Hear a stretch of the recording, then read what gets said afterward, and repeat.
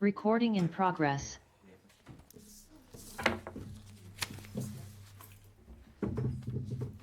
Good evening. We're going to call the meeting to order for the Yarmouth Select Board for July 7th, 2026 at 6 p.m. Would you like to all join me with the Pledge of Allegiance, please? I pledge allegiance to the flag of the United States of America and to the republic for which it stands, one nation, under God, indivisible, with liberty and justice for all. And in the spirit of Tracy, who isn't with us tonight, can we have a moment of silence for all those that are in harm's way this evening?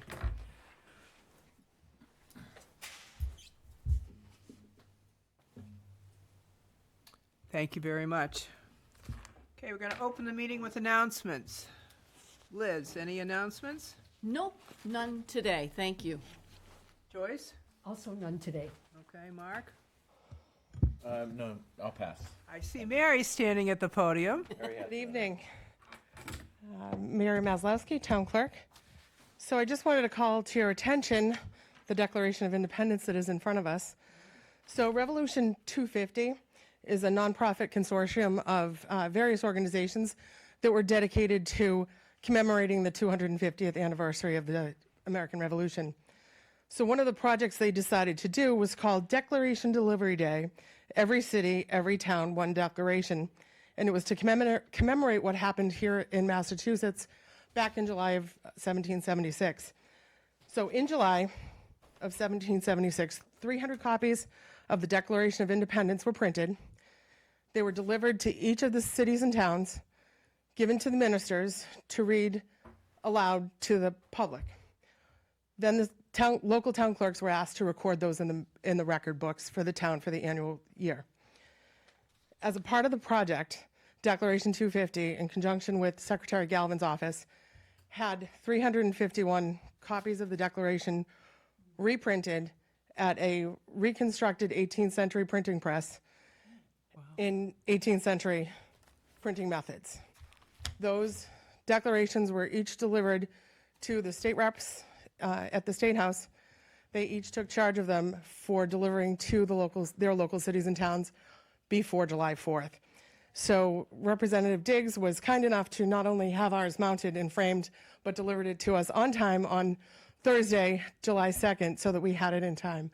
So being that it was here in the office, I just wanted to call your attention to it. We will have it hung upstairs outside the clerk's office on the way to the select board office so that everybody can see it, and we'll get a little plaque made up so that it is, an acknowledgement is made on it so that we know where it came from and how it was, how it arrived on our doors. But it was a kind of a surprise project for most of the cities and town clerks. We didn't know it was going to happen until almost after the fact, and was very thankful for Representative Diggs for making sure that we got our copy and going the extra mile for getting it matted and framed for us so that we have it ready to be hung as soon as we find the appropriate location and get the plaque made. So Great. Excellent. Thank you. What a beautiful thing to have. After all, our town did declare Declaration of Independence ahead of July 4th, so. Oh, nice. Thank you, Mary. you're very welcome. Do we have any other announcements today? Do we have any public comments? Chris?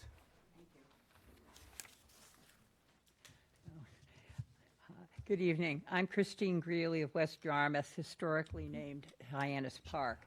I have two comments to make as I have a prior commitment tonight and I will have to leave soon. My first comment is as an officer of the 73-year-old Hyannis Park Civic Association, about page 135 in your 151-page document that came out from Mary Allison, the town administrator, under the town administrator's consent agenda. Hyannis Park, a densely populated residential neighborhood, has just 3 access roads. At the west is Bayview Street, abutting Cape Cod Hospital and ending at the beach with a public parking lot. Windward Way runs from Route 28 through the middle of the neighborhood. On the east side of Baxter Avenue, from Route 28 on the east side, Baxter Avenue from Route 28 is the sole direct access to the Green Harbor Resort and a small beach at the end of it. Our roadways have been a long-standing issue as they are often used by many as a bypass to traffic delays between Main Street in Hyannis and Route 28 in Yarmouth. Many of our homes have deeded beach rights on Lewis Bay with no parking allowed. We must walk on narrow roads around parked cars at rented properties, landscaping trucks, speeding cars, young bicyclists, often on electric bikes and motorized scooters. Hence, the work requested in 2004 is noted in the letter. These recommended stop signs are essential at that busy intersection and a start to addressing a significant public safety concern. The Hyannis Park Civic Association thanks you for your consideration and support. Secondly, I change roles and make my second comment to thank you in advance for a vote to reappoint me as a school committee member of the Cape Cod Regional Technical High School as listed on page 113 tonight. Tech is a school where the hard work of administrators, teachers, staff, and students is well recognized even nationally. This year at the National Skills USA final competition a month or so ago, we had students bring home gold, silver, and bronze medals. So we thank you for supporting the school, and I also will thank you in anticipation of you supporting me. And I have to tell you, I commend and respect the administration and you for your hard work on this agenda for tonight. Thank you. Thank you, Chris, and we thank you for your volunteerism for the town. You've been a wonderful asset for us. Thank you. All right, I see anyone else here for a public comment? Because I do see online we have Mr. Joe Glenn. Go ahead, Hi, Madam Joe. Chair, can you hear me? I can indeed. Lovely picture. Thank you. It's bad. I'm not a Zoom user anymore. I got an identity crisis now. I want to echo what Chris Greeley said as a former Hyannis Park resident. That is a very important stop sign, and I will have to note a lieutenant of mine on the fire department who retired as a chief has lived down there in on the corner of Boston, and he did the analysis of the recent funeral of our friend Bobby Kilduff. So if you watched it on TV, the resident of Hyannis Park now has lived on the corner there where it jogged. So the other thing I wanted to mention, following Mary Maslowski's comments, and I can't wait to see the declaration, I didn't get to say what a wonderful job and a great showing for the Revolutionary War Memorial. It was very well done, and I'll say to Liz Argo, because she had mentioned me in meetings before about the accessibility, and I'm not saying this as a complaint, but just as someone who never used to have to worry about mobility, and now that I do, I notice things more. And so the chairs were inside, but it was difficult for me to hear, and I was outside, and I couldn't get in. The chairs were on the basketball court. But I'm just saying that not as a critique, but when we're thinking about things, to start to think about them a little bit more, because there are so many issues and you don't notice them until you notice them. So, and I also want to thank and welcome the new officers that you will be recognizing later. I noticed the recent Facebook page of the Yarmouth Police and the incredible amount of calls for service and what they do. And finally, there was a question that I have, and I don't think it's going to be part of a public hearing for the liquor license, but a restaurant had closed, and I thought that they had to report it. So maybe in that conversation, I thought that it was a privilege to have the liquor license and that you had to report if you were going to close, because you're presenting a need that the town needs. And so for a restaurant to suddenly close was concerning to me. But thank you very much. Have a great evening, and welcome to those new officers. Thank you, Joe. I also see Vita.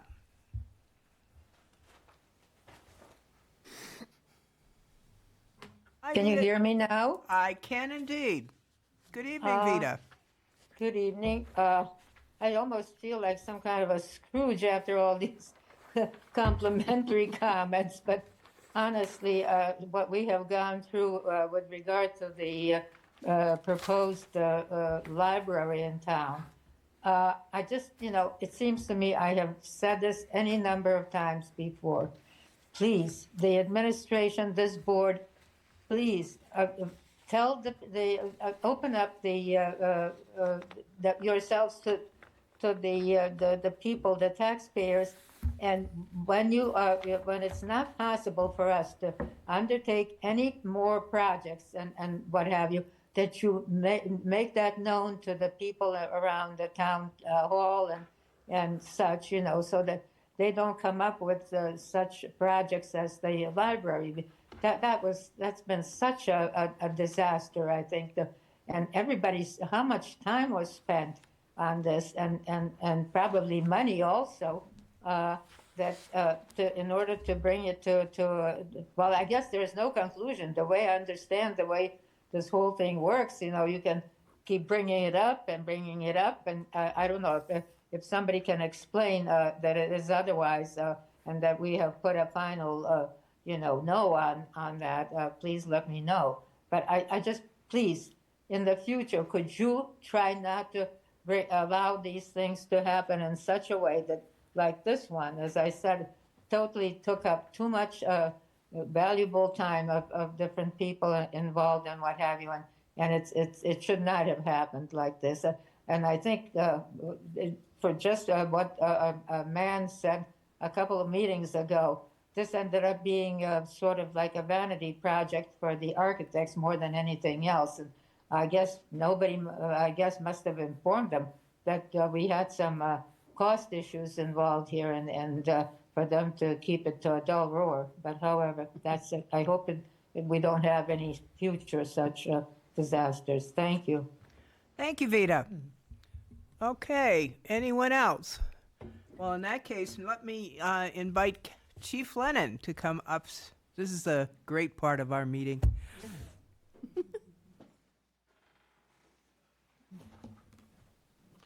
Good evening, and thank you for giving us the opportunity to be here tonight. Tonight is exciting for the Yarmouth Police Department.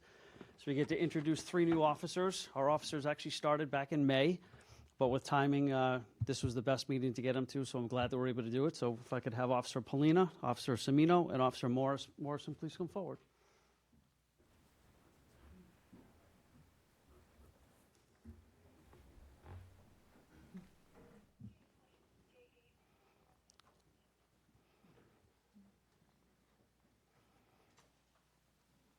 Officer Polina is a graduate of the East Falmouth Academy, where she was elected class president.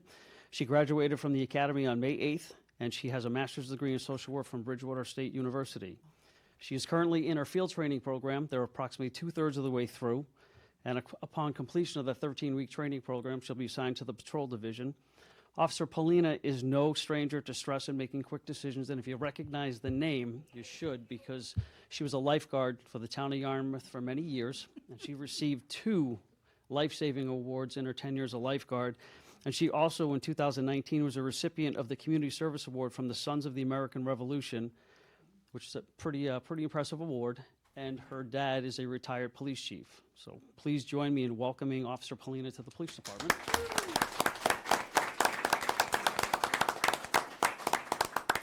Officer Semino is also a graduate of the East Falmouth Academy. He graduated as well on May 8th. He has a bachelor's degree in political science from Roger Williams University. He previously worked in sales and is a part-time dispatcher for the West Bridgewater Police Department. He also is currently in field training, moving along at the same pace as Officer Polina. And please join me in welcoming Officer Semino to the police. And then last but certainly not least is Officer Joseph Morrison. He is a product of the support that we've received from the board and the town administrator with our lateral transfer program. Officer Morrison started his career with the Sandwich Police Department, applied to the Yarmouth Police Department, went through our rigorous background training program, and was hired. He's a graduate of the Police Academy, the 78th ROC in Plymouth. He is also currently in his field training program and will be assigned to the patrol division. Officer Morrison came to us with dedication and professionalism from the Sandwich Police Department with a desire to help the community, and we are very excited to bring him on as well. So please join me in congratulating him.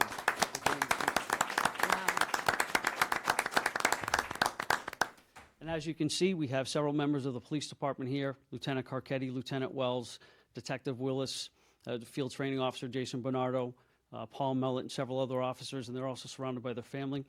And this is an important day for the officers. They come in, they get to meet the select board, the town administrator.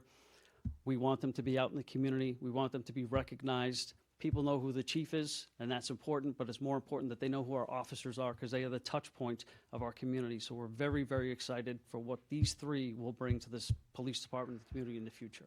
Yeah. I am now going to turn it over to the town clerk, Mary Milazowski, so she can swear them all in. Thank you. Thank you, Chief. Good evening and welcome. If you would each raise your right hand, repeat after me. I would ask you to just repeat in order, and then when we come to your names, you'll just go left to right, right to left, individually. So please, I state your name. Do solemnly swear and affirm that I will faithfully and impartially discharge and perform all the duties incumbent upon me as a member of the Town of Yarmouth Police Department, according to the charter and bylaws, rules and regulations of the Town of Yarmouth, the Constitution and laws of the Commonwealth of Massachusetts, and the Constitution and laws of the United States of America. So help me God. Congratulations. Wow.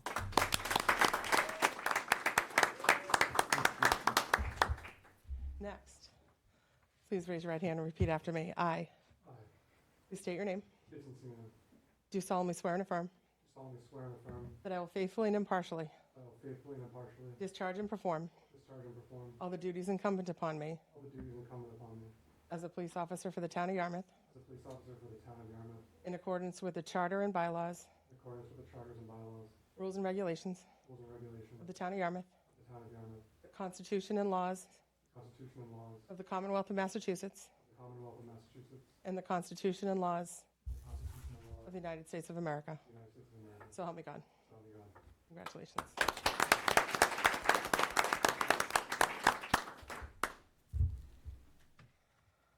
And last but not least, please raise your right hand and repeat after me.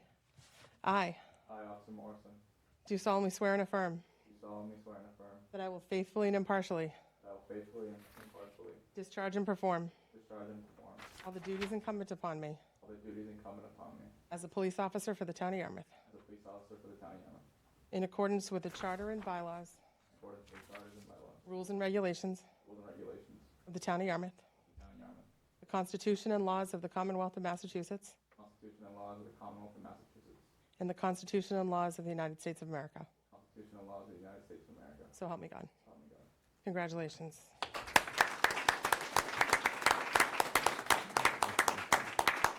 I would like if each of you would sign your individual certificates.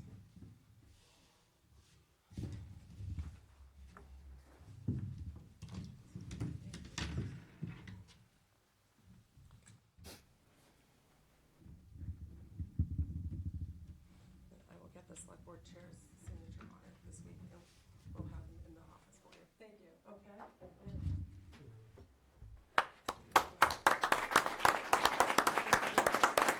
Come on up and let's shake your hand.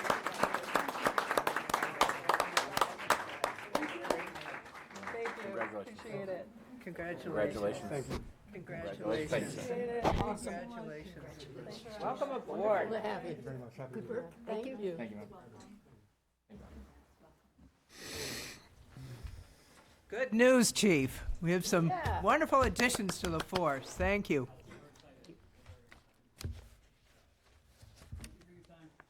Thank you.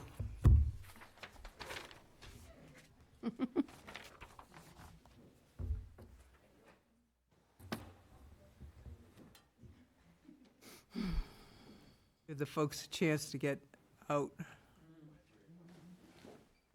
Oh, there's a little tiny one back there. Yeah, it's a little one.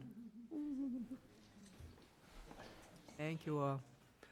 Okay, next on our agenda, we have an update from Dennis Brabinson on Yarmouth's Cape Cod Commission representative. Dennis, come on up.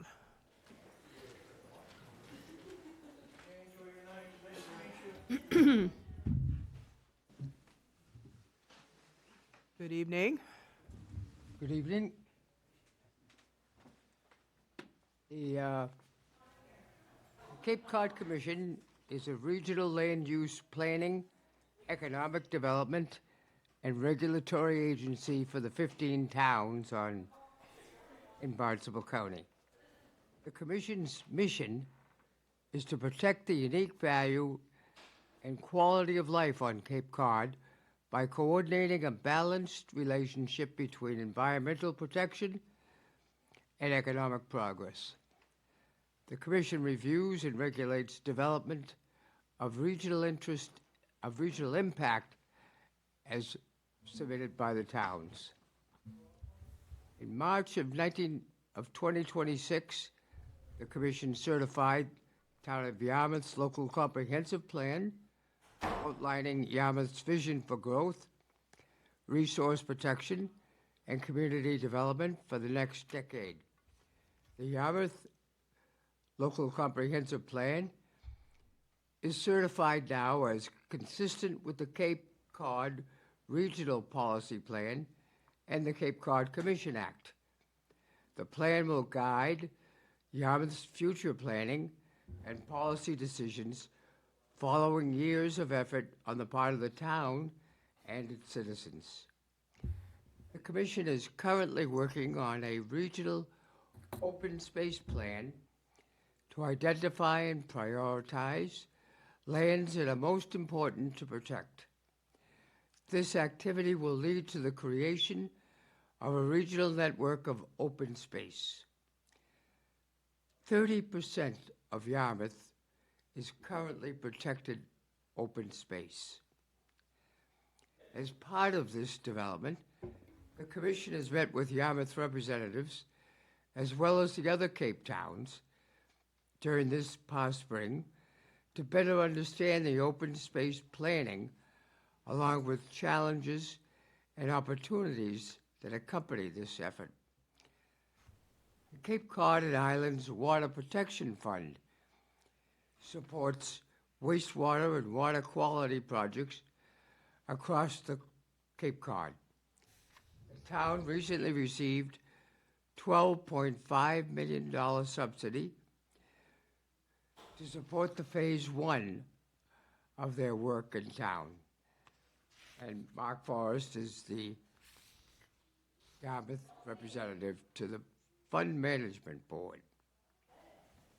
The Cape Cod Commission staff has worked also with the town to update the 2017 Hazard Mitigation Plan to develop the 2026 Yarmouth Hazard Mitigation Plan. Excuse me. The updated plan will include updated hazard profiles, new and mitigated mitigation actions. The 2026 plan is currently under review by the Federal Emergency Management Agency. When it's approved, the plan will be active for 5 years. The current Transportation Improvement Program includes federal construction funding for planned upgrades to 2.9 miles of Route 28 from the Yarmouth Road intersection to Parkers River.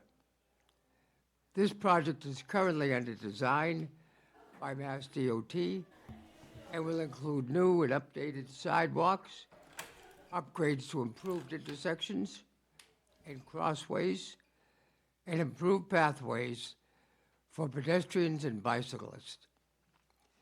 This also includes a planned roundabout for the intersection of Route 28 and East Main Street.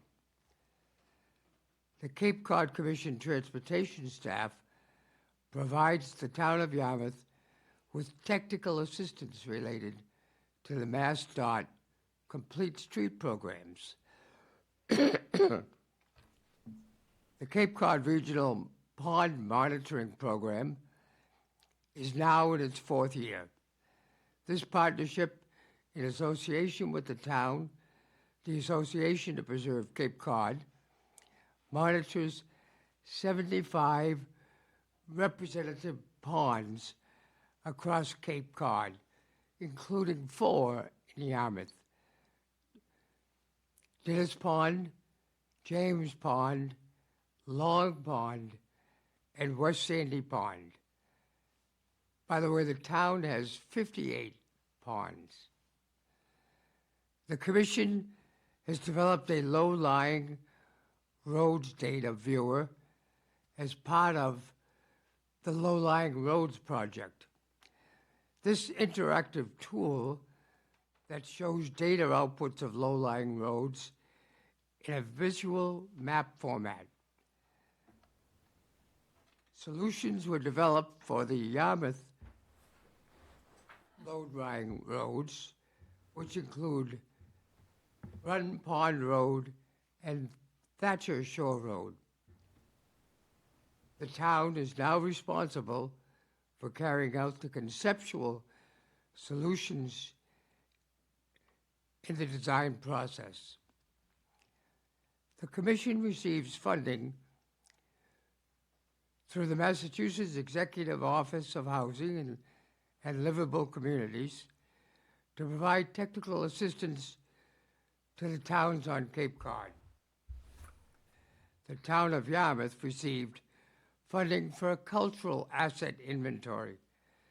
The Commission will now provide GIS and technical assistance to develop an outline of cultural asset inventory in Yarmouth, including galleries, museums, cultural venues, historical sites, and related creative resources. The Commission completed a 2-year study of Route 6A involving collection and reviewing of data on traffic counts, vehicle speeds, crash records, roadway plans, previous studies, and public input. The Commission is using that data to identify opportunities to improve safety and multimodal capability while maintaining 6A's scenic and historical qualities. The Commission has engaged an outside consultant to coordinate recommendations and improvements.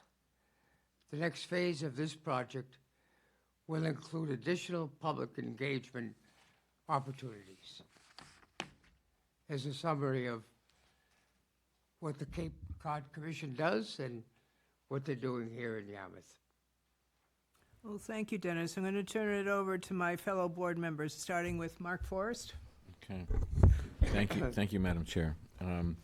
Dennis, it's great to see you tonight. I think we welcome the chance to hear from you at least once a year to give us this kind of update on some of the work that's going on.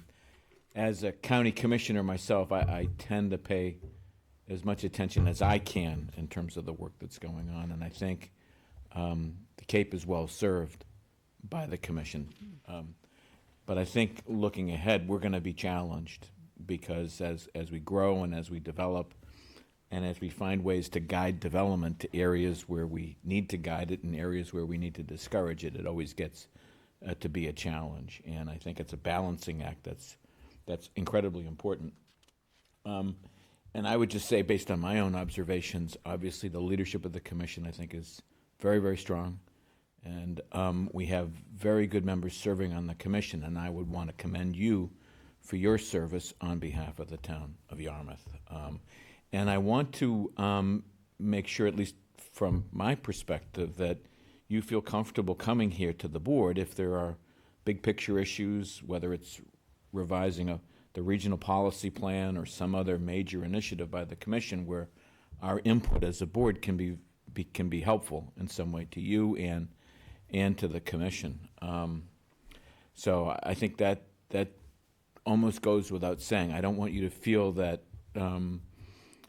uncomfortable coming here. I want you to feel welcome, and I want you to feel free to draw on our insights, guidance, any wisdom we can impart to you so that you feel that you're adequately supported in your job, because you do represent the board, and it's important that you feel that in terms of the work that you're doing, that you're adequately representing the community. So there should be no constraints on your part in terms of coming before us. I want to I think the commission deserves huge thanks for a number of things. And the most recent one is its work with the town of Yarmouth to secure $25 million in federal funding for the improvements to Route 28. This is a project that has been it keeps getting put off on the tip. I think when I first joined the MPO, we were planning on seeing this work begin maybe next year or shortly thereafter. But as the costs of the project have gone up considerably, it's become more difficult to keep to that time frame. And the fact that we were able to receive the $25 million is not only a testament to our outstanding staff here in Yarmouth and the DPW, but also to the terrific support from the Cape Cod Commission staff and the transportation team in particular. Steve Tupper, Colleen Medeiros, and the rest of the team really serve our community well. And I want you to take that message back to them, that the town of Yarmouth appreciates the collaboration with the Cape Cod Commission and the staff in helping us secure this $25 million. It's not often that a grant award of that size from the Federal Highway Administration comes to Cape Cod. So we're very much appreciative of all of that work.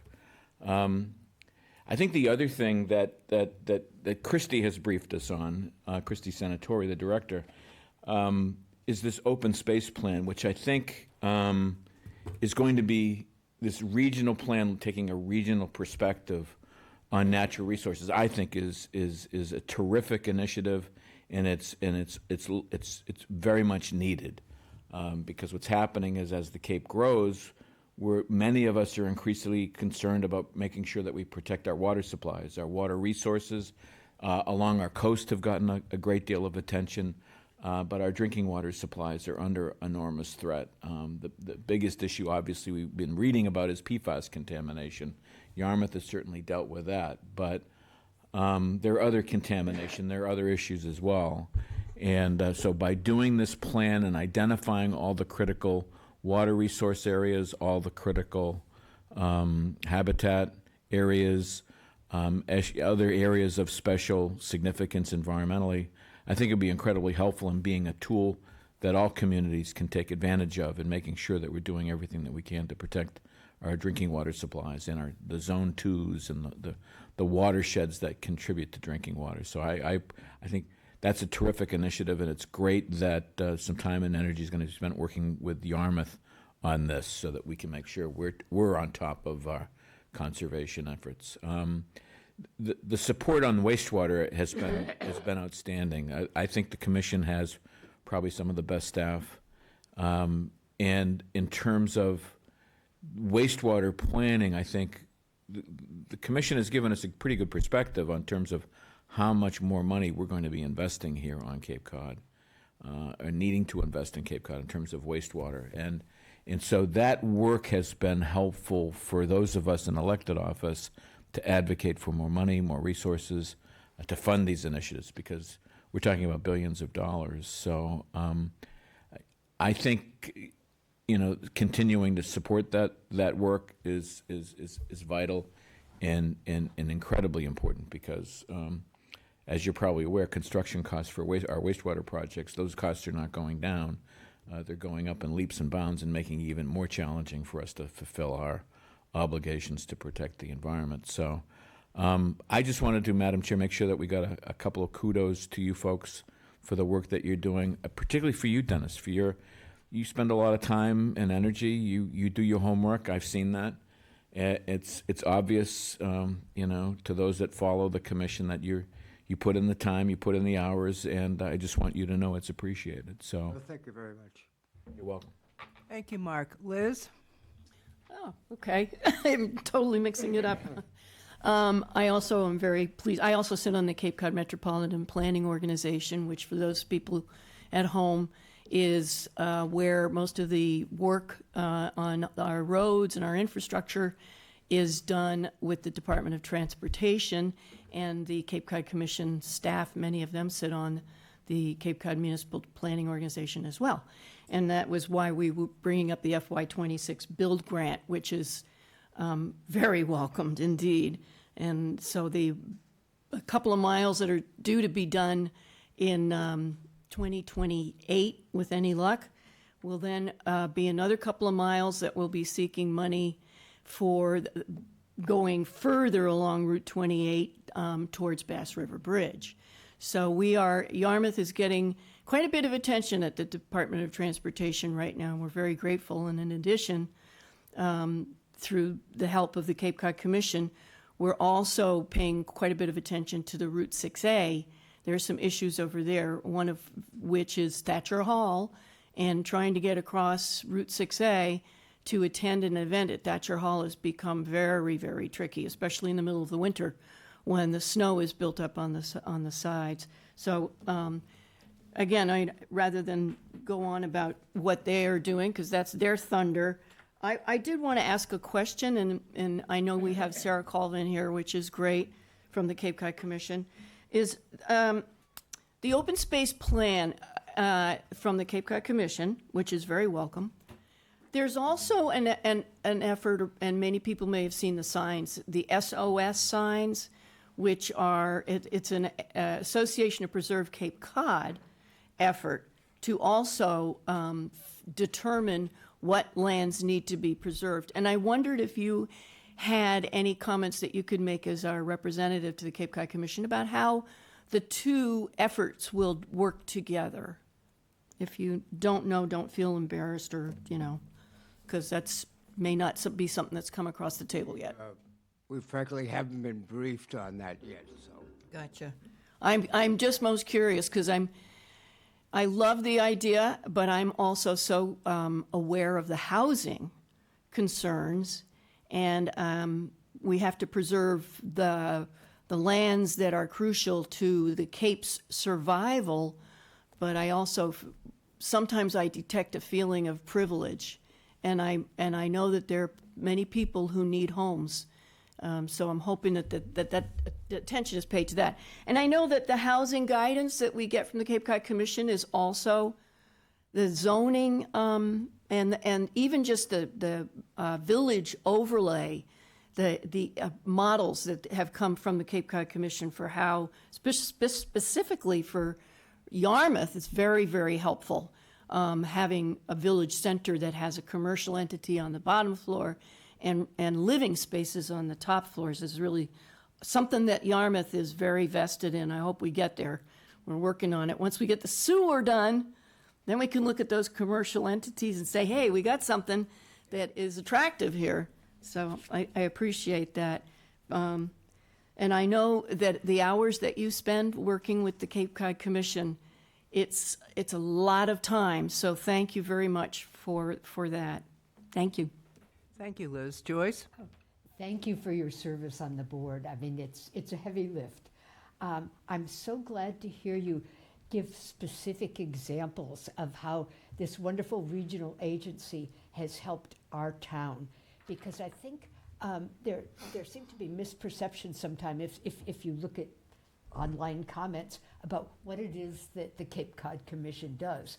And I think a lot of people aren't aware of all the benefits to individual towns and to areas of the Cape where you've made a huge difference. I would like to suggest when you all move to the new headquarters, which is pending, right? Maybe an open house and invite the world. The whole world won't come, but you know, use that as a way to highlight what you do, because what you do is so important. Thank you. Thank you, Joyce. Dennis, we thank you very much for coming today. We really respect all the hard work that you've put into it, and some of the items that you've highlighted for us today are just so critically important. Wastewater, we can't speak enough about wastewater, transportation. So we appreciate it, and thank you for taking the time to come and see us today. Okay, you're quite welcome, and thanks for having me. Thank you. And Madam Chair, before he does leave, I would like to personally thank Mr. Prebinson for his leadership in the certification of our comprehensive plan. We don't often get a chance to appear in front of the full commission, and it was great to see the friendly faces. And I know I could see, you know, the pride and the ownership, Mr. Prebinson of the Yarmouth effort, and even made the motion and made sure that went through. And so that was very much appreciated by all of us in attendance. So thank you very much for that. You're quite welcome. I have some handouts related to the commission and Yarmouth in particular that I'll leave with you, and you can Oh, thank you. contribute them to the.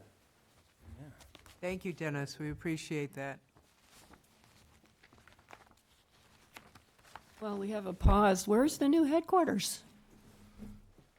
I don't know about that. In the works. In the works. Oh, In we the don't works, have yeah, an nothing's address yet. I Nothing's see. official yet. Okay. All right, stay tuned. Okay, we are going to take one item out of order tonight on tonight's agenda due to, unfortunately, one of our petitioners has a health issue. So we're going to start with the hearing for the special entertainment and special alcohol wine and malt only licenses cycling, the series event at Smugglers Beach, South Yarmouth, Patrick Lentell, the Youth Athletic Foundation. It might be easiest for you to come up to the podium. Yeah, so that you can stay standing. Mr. Lentell had a total knee done, I think less than a week ago. I commend you for coming, less than 2 weeks ago. I commend you for coming down to us today.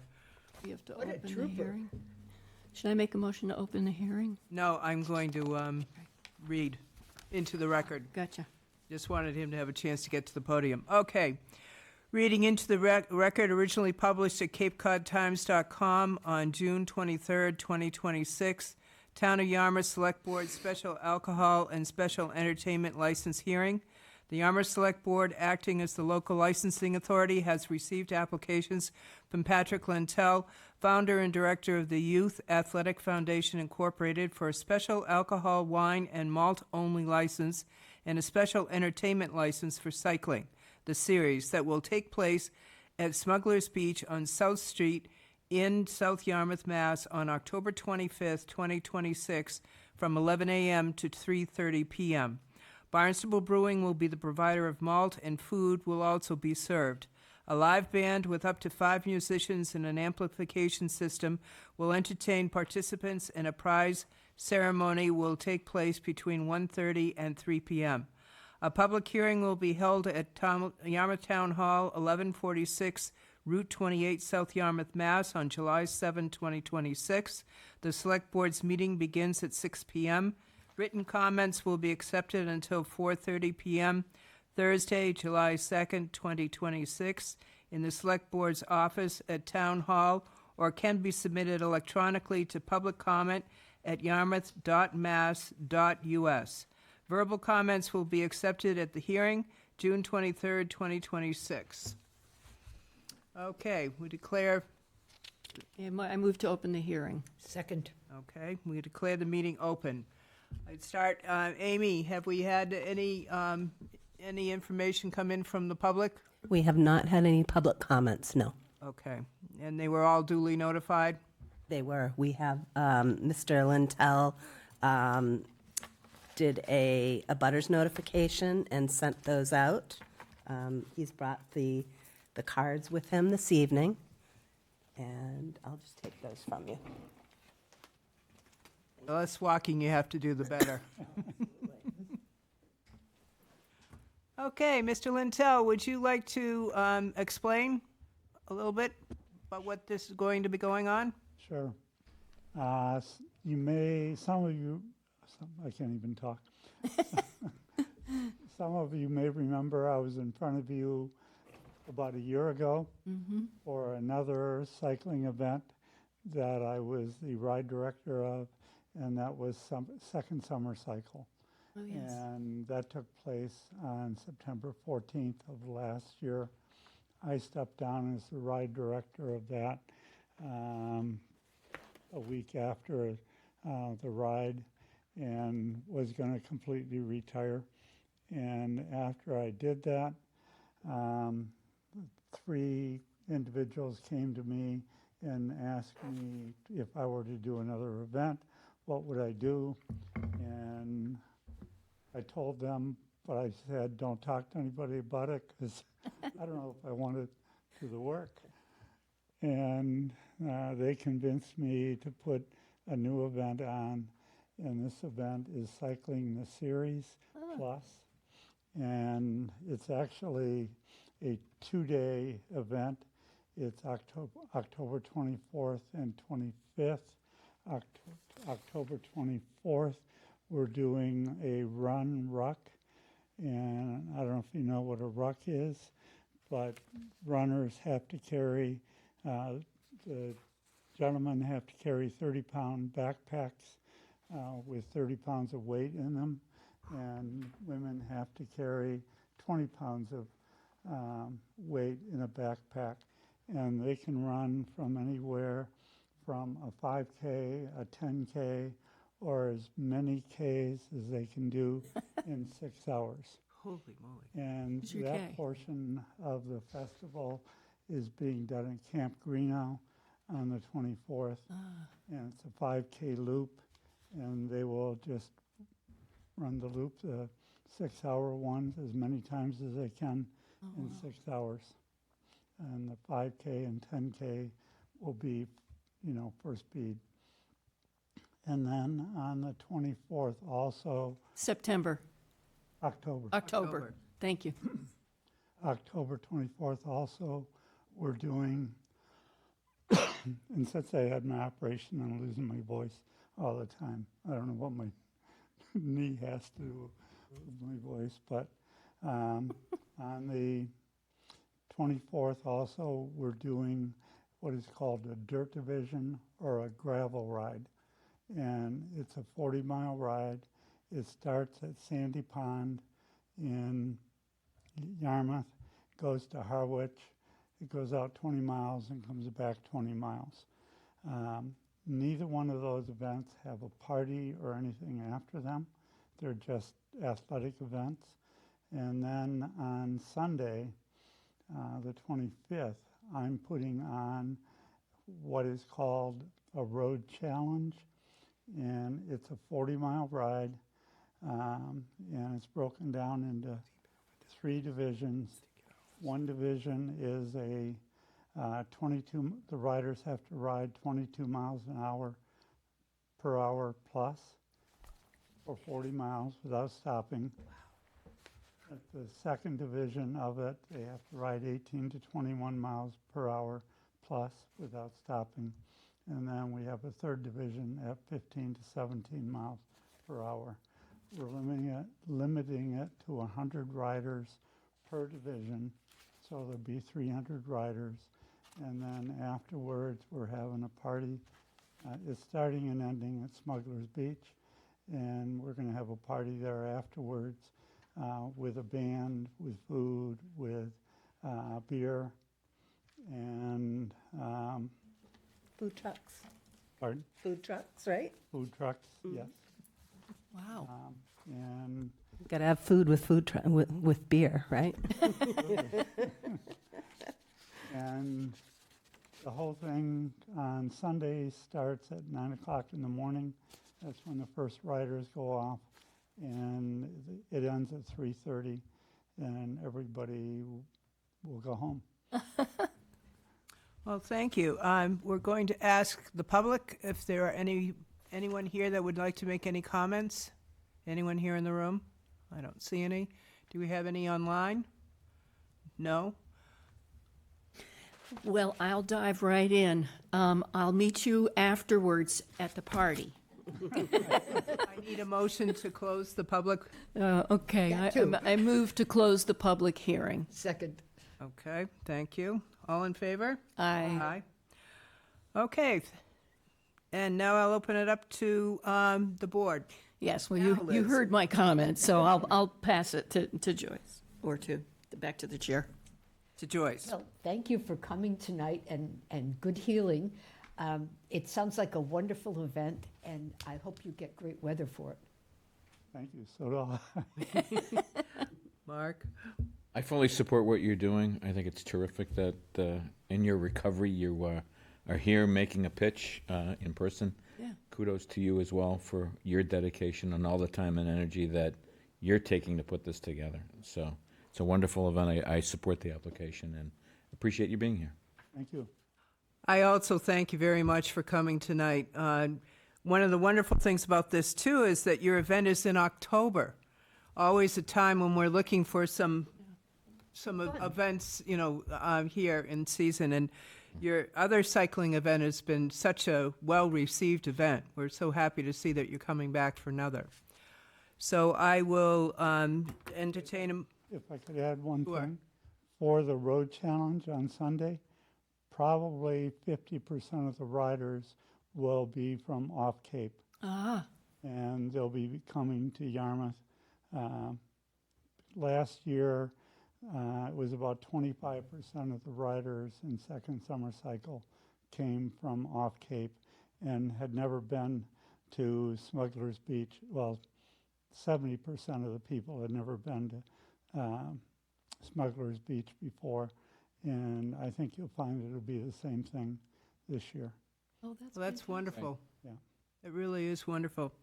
I will entertain a motion to approve. Madam Chair, I move to approve the special entertainment and special alcohol, wine and malt only licenses for cycling the series event at Smuggler's Beach, South Yarmouth, and for dates October 24th and 25th. I believe you're looking for the license exclusively for October 25th, correct? For the entertainment and alcohol, Okay. yes. Amend that to only October 25th. Okay. Do I have a second? second. Okay, all in favor? Aye. Aye. Opposed? It's unanimous. Thank you Yay. very much. We look forward to it. Thank you. Good luck with your recovery. You're welcome.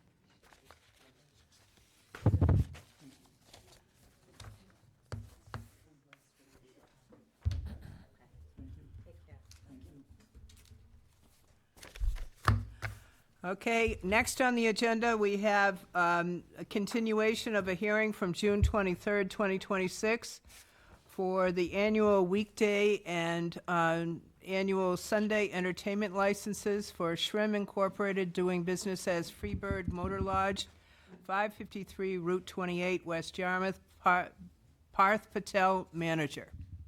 How you guys doing? Good evening. How are ya? Okay, we are in the public portion of this hearing, so once again, I open to the public for any comments. I see that we received a letter, Amy. Yes, we from did. one couple. Yes. Have we received any other notifications? We actually received that same letter from the couple twice, once on email and once in person. So you've got the Which is why we have both of copies. Yes. Okay. Any other public comment? No, nothing from, there were 3 public comments initially, and those were in your packets, and they're in there tonight. And there was a couple that, I think the same couple that just sent the public comment in today Okay. was the one that was here last week. Okay, fine. And I don't see anyone on Zoom. I see a gentleman here in the back.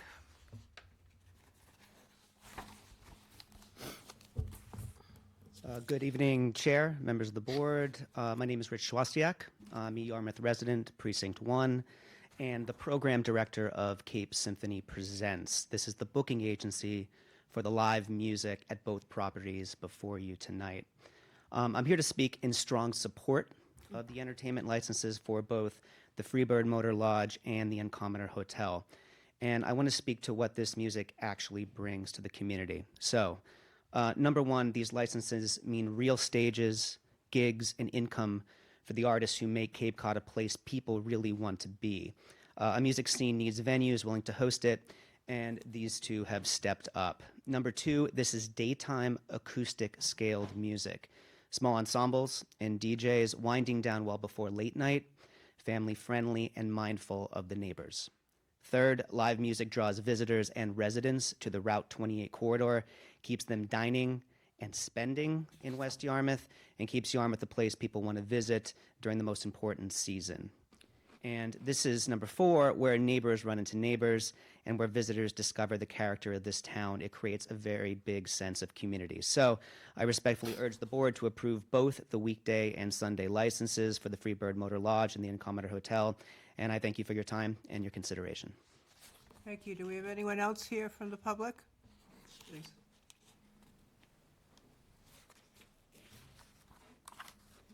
Good evening, Donna Barocas. I am at 42 Jerusalem Lane. I abut the property of Freebird Motor Lodge. Excuse me, can you get just a little bit closer to the microphone? okay, Because sure. we want the video to pick it Sure. up. Is that better? That's much better. Okay, good. Thank you. So I oppose of this 7-day entertainment. The music travels, the sound. It is not supposed to be amplified, and it is.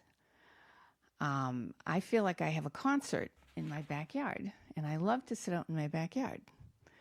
And my family has been at the Cape since 1970. We have lived there. And I've seen a lot of changes, but last year I opposed of this license, and that was just for the weekends. I did call the police a few times, but I felt like I didn't get anywhere with them.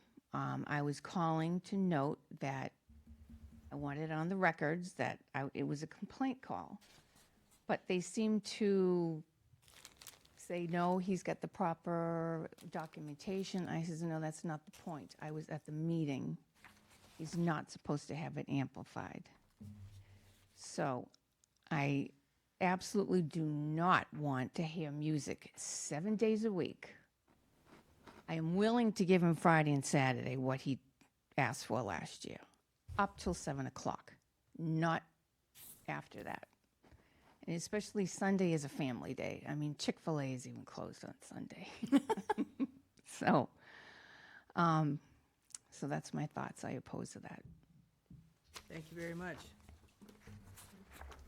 You want to say anything? I have a question. This is my husband. Hi, Bob. So again, if it was not amplified, as you know, we had requested, or as the meeting was held last year, I know she had received a notice this year to come. She had spoken with someone at the town and indicated that there was a continuance, so we were able to come tonight. But again, the Father's Day, it was rock and it was electric guitars. Last weekend was much milder, quiet, and it was country songs that they were playing. Again, it's not the music, it's just the amplification on the weekends that we're having the issue with, because you can hear it in the backyard.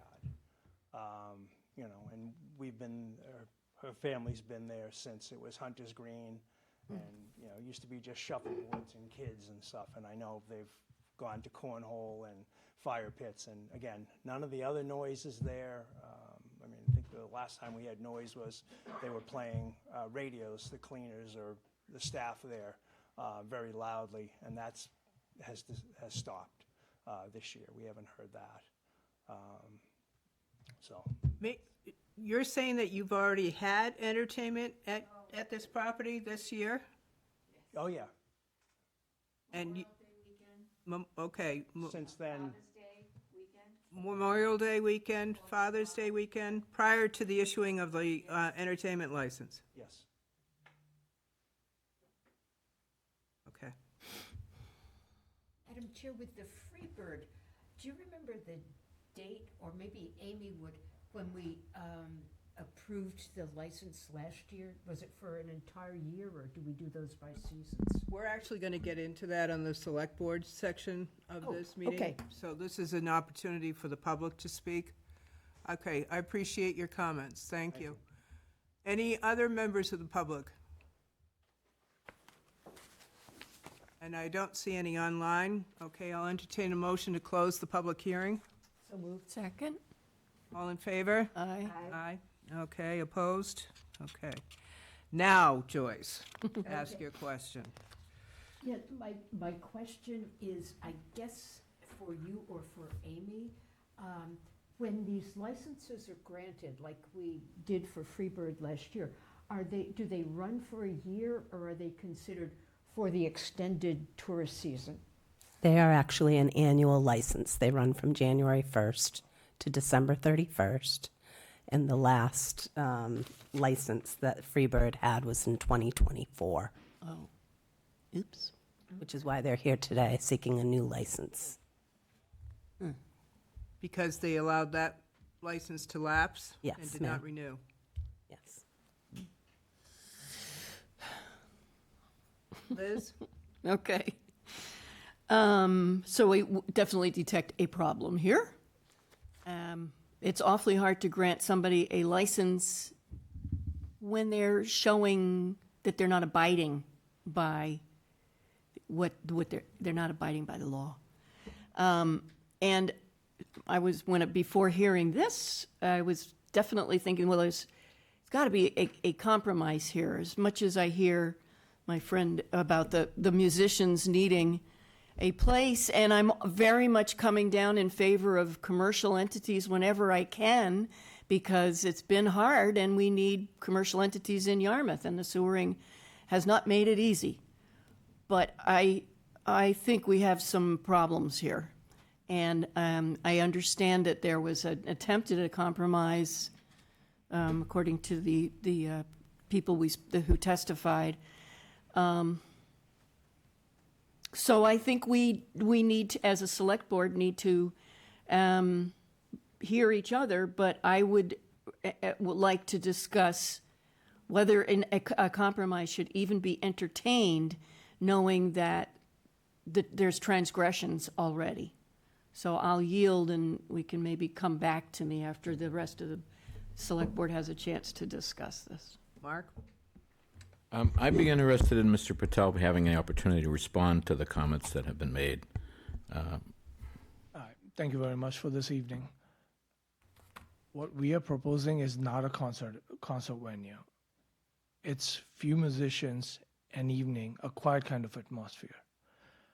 It's more under my interest that I have to control the music or how loud it is, because we have guests staying on property. It cannot be late night. I'll be the one who'll be hurting most if there's music late at night. So that's not what we are proposing. We are proposing an afternoon, just a mild with few people.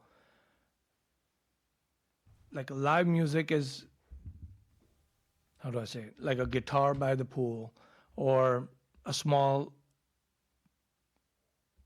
entertainment, like a small couple musicians playing music in the corner of a pool. Mm-hmm. That's what we are proposing. No live music, no big concerts. It's more in our favor. Just the space we have created is what we are trying to provide.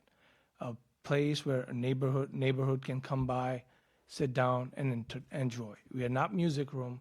We are not charging anyone any money for it. It's just a spot. Because it's a whole rock and roll theme, that's why we are doing this music at Freebird. And go ahead, please.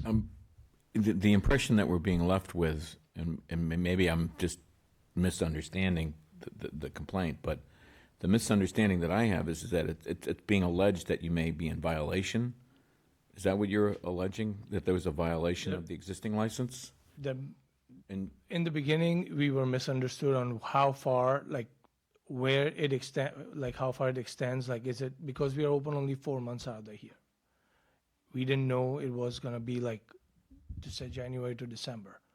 For the whole year, we are open only 4 months, from May till end of September. We close down after.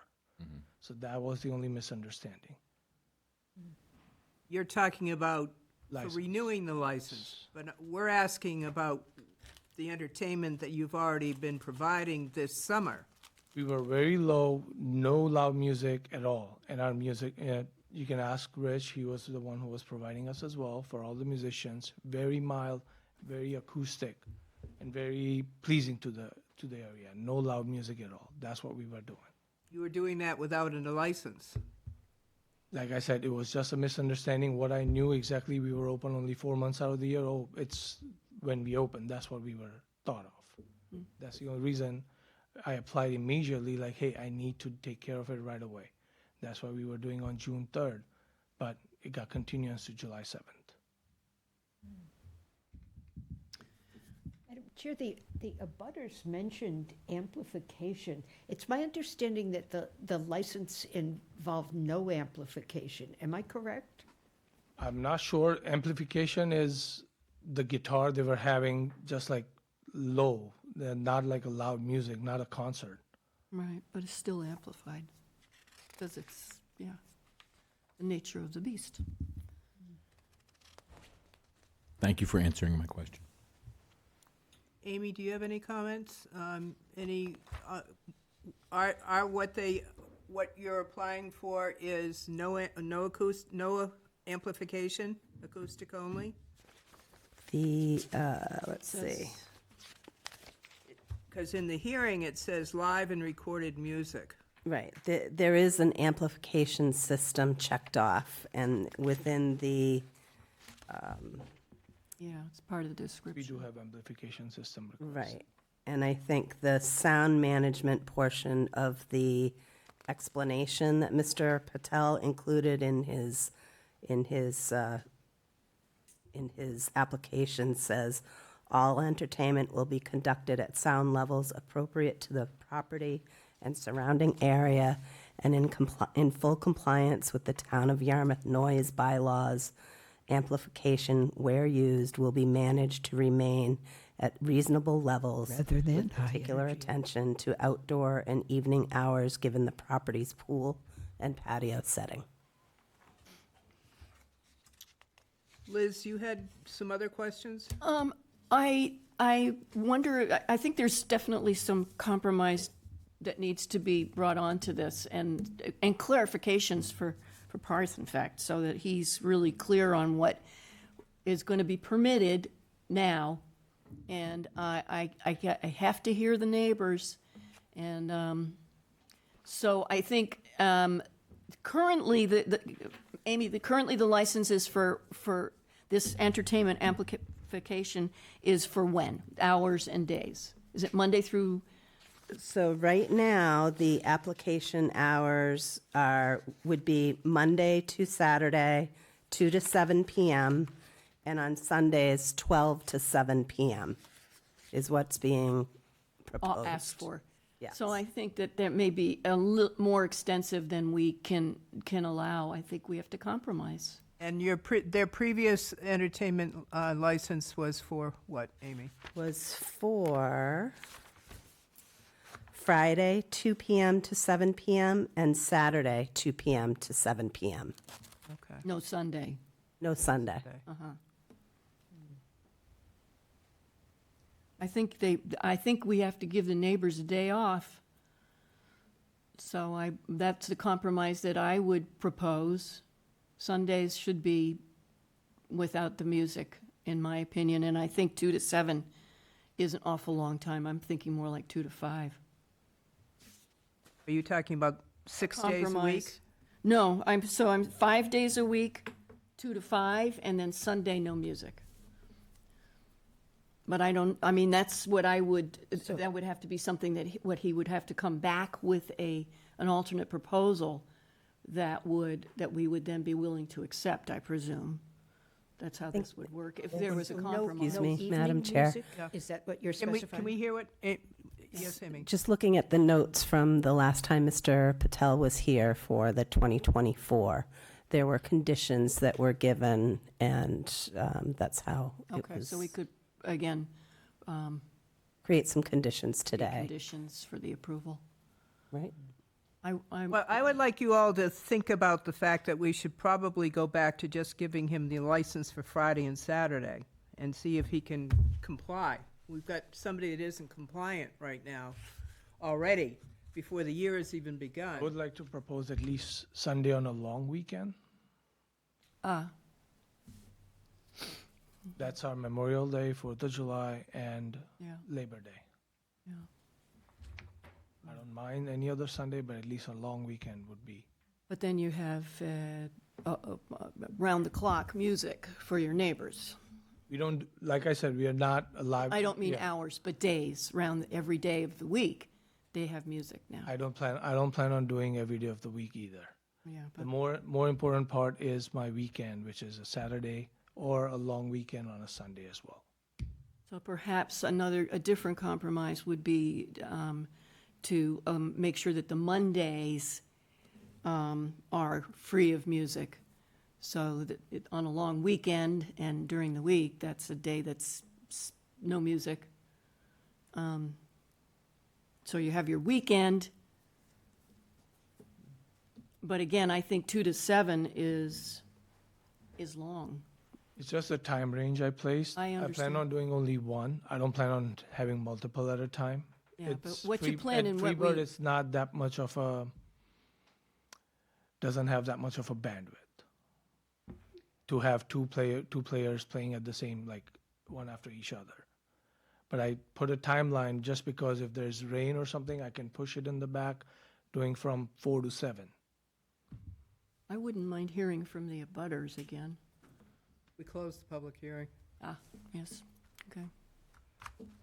My concern, Mr. Patel, is you already are not compliant this year. And I would like to entertain a motion that would allow for Friday and Saturday nights and will allow for just the Sunday of Labor Day weekend and see how that goes this year. And we can always review this at a later date.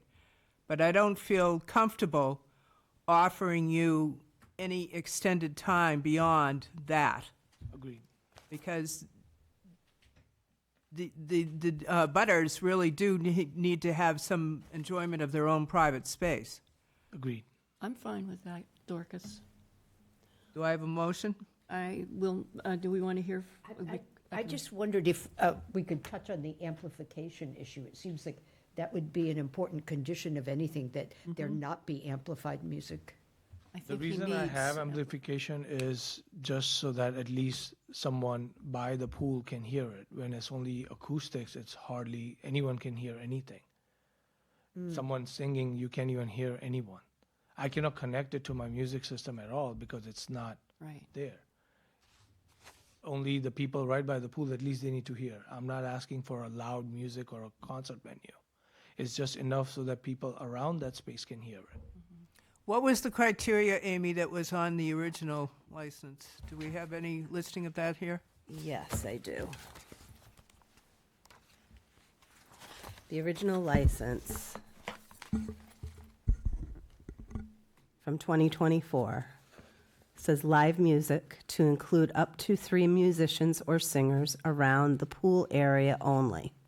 No amplification system, acoustic only. No recorded music and/or disc jockey. 1-year review date for license. Now, is recorded music currently being used? We don't use recorded music. We are planning on doing like a DJ, but not like the DJ in the wedding, but more like what is it called? The DJ we have? vinyl DJ. More like very mellow, very relaxing type of DJ. Right, it's not get up and dance. No. I'd like to ask one more question. There was a remark just a little while ago about a place people could come and listen to music. So, and obviously there's no charge, which you made clear. So are the neighbors invited in for this? Everyone is. It's not Yes. just for hotel guests? Everyone is, yes. Okay. It is for the neighborhood. I'll frankly tell you, I have none of my guests coming at the music. It's pretty much the neighbors around there. They come walk by, and they come listen to it, or the followers for the musicians.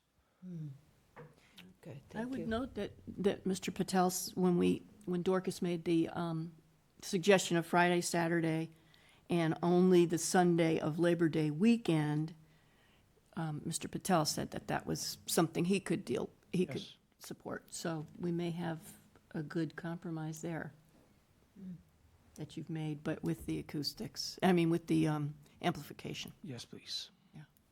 And like I said, it's in my best interest not to have loud music, just because I have 74 rooms, 150 guests staying around that time. Yeah. If they are the ones who's getting disturbed, that's in my best interest that they are not. Yeah. Or I'll be giving out refunds to everyone. But I would have to note that you do have abutters who did have their afternoon impacted. So even if your guests are not getting frustrated, your neighbors are. So I'll make sure of the decibel levels possible.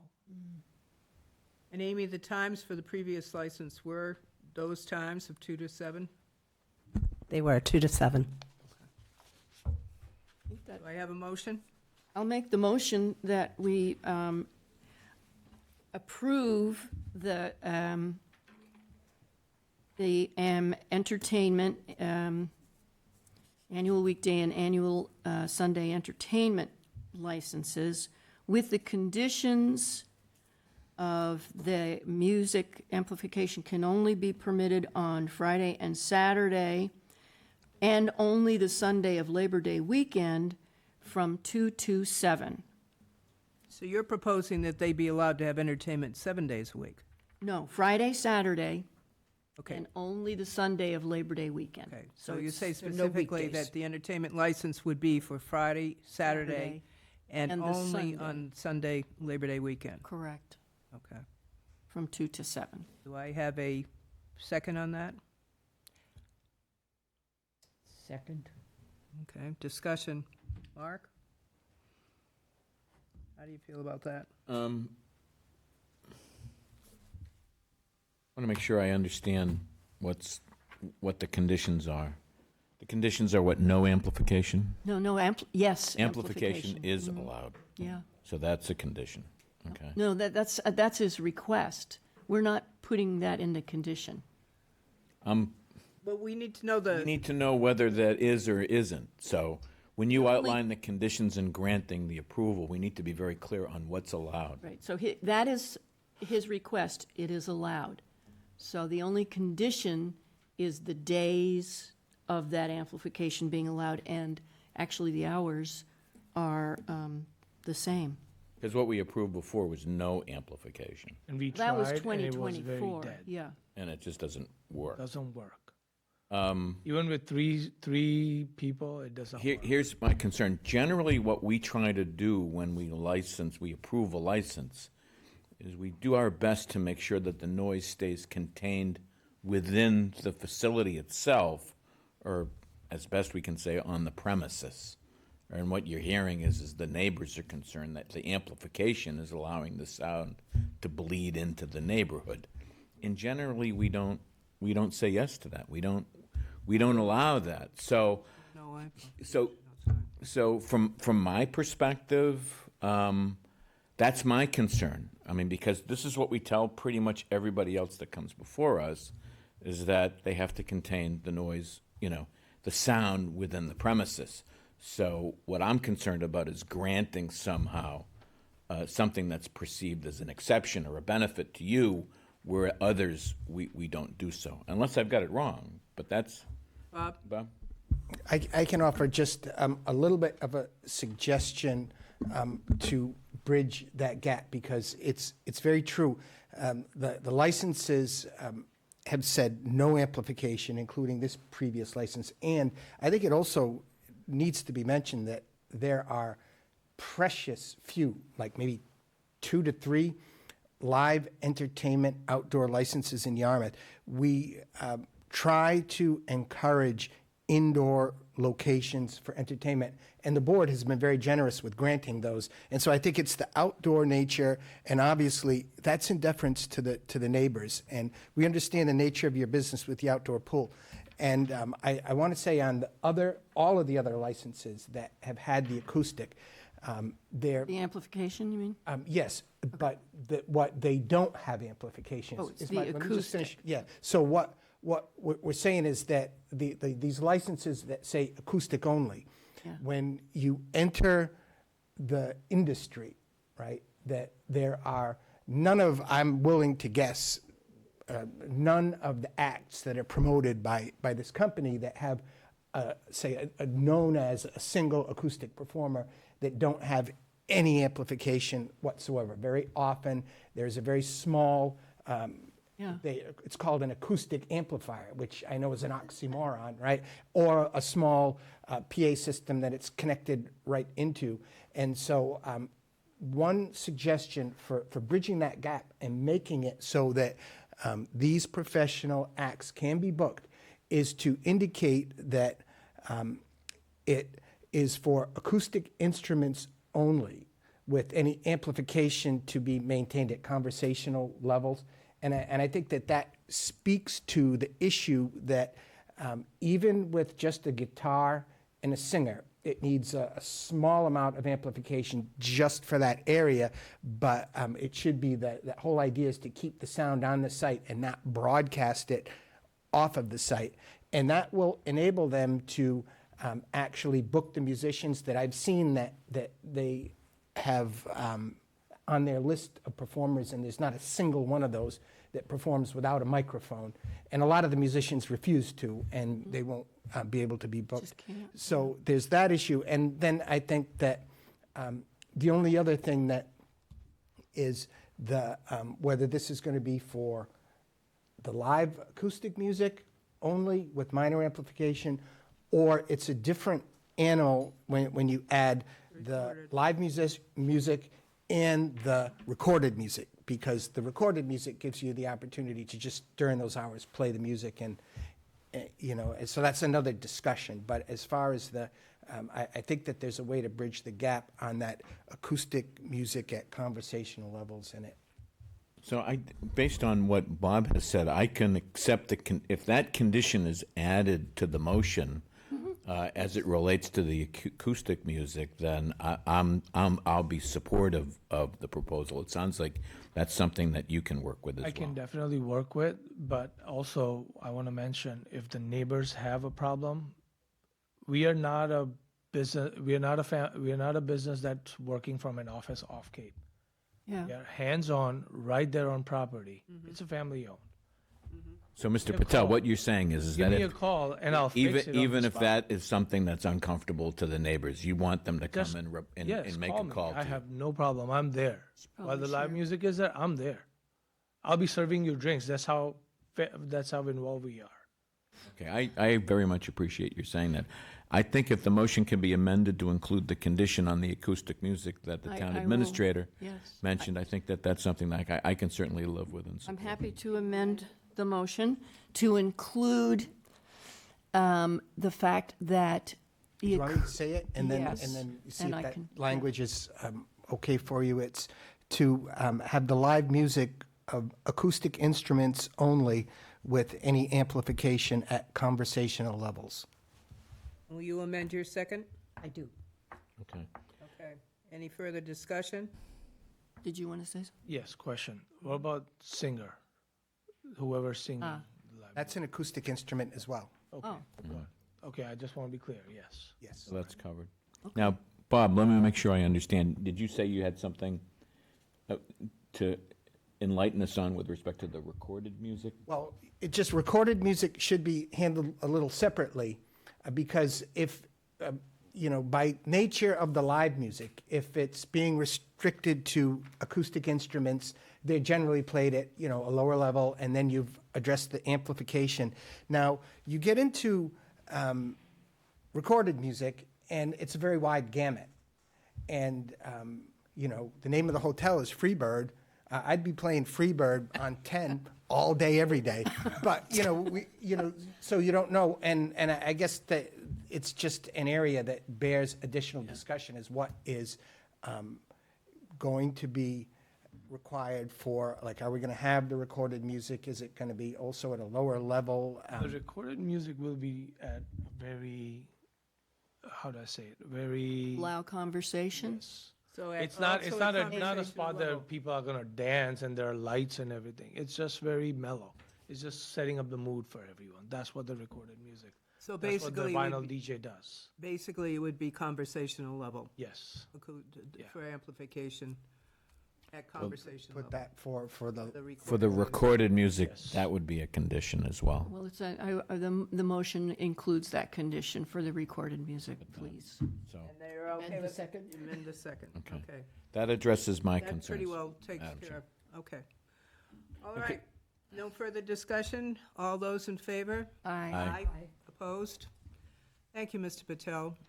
And share your Please, phone I hope number. that, the neighbors take note of being able to go directly to Mr. Patel. And of course, if you find you're not getting recourse there, other options are open to you as before. But this will only be on Friday and Saturday night, and only on Sunday of Labor Day weekend. Correct.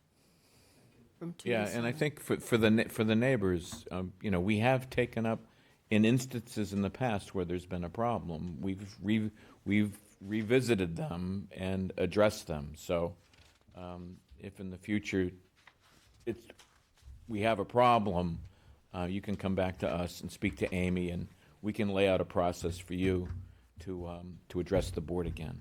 Okay. But, Mr. Patel, thank you. Thank you. Okay.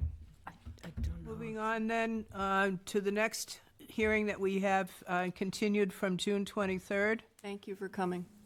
Thank you. Thank you very much. We have a hearing on the annual weekday and annual entertainment licenses. Harry Hospitality doing business as Uncommoner Hotel, 136 Route 28, West Yarmouth. Parth Patel, General Manager. Okay. This is the opportunity for the public to speak. Do we have anyone from the public that wishes to speak on this item? Do we need to open a hearing for this? She did, it's resumed. This is another resumed hearing. I think. Do we have anyone on, I don't see anyone online. Amy, did we have anything that came into you that needs to be reported to us? Nothing at all. Okay, fine. So I'd entertain a motion to close the public hearing. So moved. Second. All those in favor? Aye. Aye. Okay. Mr. Patel, I open this now to the Select Board for any questions they may have. Liz? I am presuming that we are back to where we were, and we can use the previous conversation and apply it to this petition as well. Well, I would say, look at two places differently. Thank you. Tell us. Freebird is very close-knit. It's a small space. Okay. I don't know if you guys have been to Uncommoner. It is very big and has a special space in terms of like the grounds, and the area has a availability where we can have good entertainment and live entertainment for all our guests and our neighbors. Okay. Residences are further away from the Uncommoner, right? Yes. And has a bay view on one side, which is, we are trying to create a space for the whole neighborhood, Yarmouth, that there's a spot where people can come, have a great food, great drinks, great conversation, and a great time with live music around here. It's a different space we are trying to create that no one or nowhere it is. So now you're back to Monday through Saturday, 2 to 7, and Sunday, 12 to 7. Yes. Okay. I think it's 12 to 8. 12 to 12 8. to 8. Thank you, Amy. And this one is for amplification system, live band, and DJ. Yes. DJ is the same vinyl DJ, not like dancing.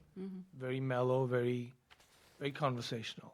Just creates and sets the mood for people. Okay. We're not into anything like a concert venue. We don't do any of that. It's very relaxing for everyone to come and enjoy an afternoon. Okay. And for the record, Amy, there is no previous entertainment license that's been issued to the Uncommoner, correct? That's correct. Okay, so we're starting from ground zero here. Okay. Liz, any further questions? I would just wonder if, knowing that the hours have changed, are we being asked to change the level of amplification by Mr. Patel? I do not plan on going full out on it. At the max, I would go by 80 decibel. And we have planted, if you were there, around the whole property last year when we developed that place, that keeping in mind, we made sure that there are barriers around the rooms where people are staying. Also, And the same around the whole concern. neighborhoods, we have so many planted trees, so that creates a barrier for them. The music doesn't travel that far. I think, Have we had in the past, Amy, something where we say to amplification not to exceed 80 decibels? Is We something have like not. The description that Mr. Rittenhour said is in some of the other entertainment licenses, keeping the amplification at conversation levels, that? Okay, particularly for outdoor. okay. Some people talk very loudly, of course.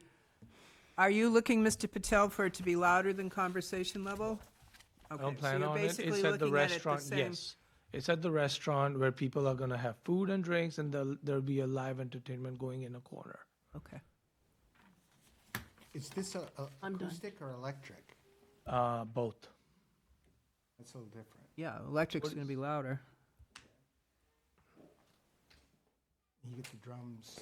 They're No, not that Drums? big. Yes, no? That big of it. no Not good that big. having an electric guitar without a drum kit. uh-oh. But it's, if you see the diagram for the hotel, for the restaurant area, that's all the restaurant area. If it's in front of you, Not in me, our but it's packet. in front of them. in your packet, I've put it in all the space where it will be held, and it shows that everything is facing the customers, not anywhere else. It's not out loud. Right. It's more of entertainment for the people that are gonna be there. And same thing, we don't charge. It's not a venue where we charge money for. It's just people to come and hang out. And giving the musicians an opportunity, which I hear. We're just trying to about that. create a space for the whole, in Yarmouth, a different spot than Yeah, traveling to Harwich or In- Provincetown for music. yeah. We'll try to make Yarmouth a destination. And we haven't had any comments from the public on this one. No. We have not. I no. haven't had it yet, No. though. Yeah. I mean, I'm ready, and Mark looks like he wants to say something. No, I'm ready to go ahead and permit this application as it's presented. So that would be to provide let's see if we get this right, for an annual weekday entertainment license and an annual Sunday entertainment license for live and recorded music to include 2 to 4 musicians and/or a disc jockey and dancing by patrons. Music will be outdoors from 12 to 8 on Sundays and from 2 to 8 Monday through Saturday. Is that correct? Yes. Okay. Do I have a second? Excuse me, Amy?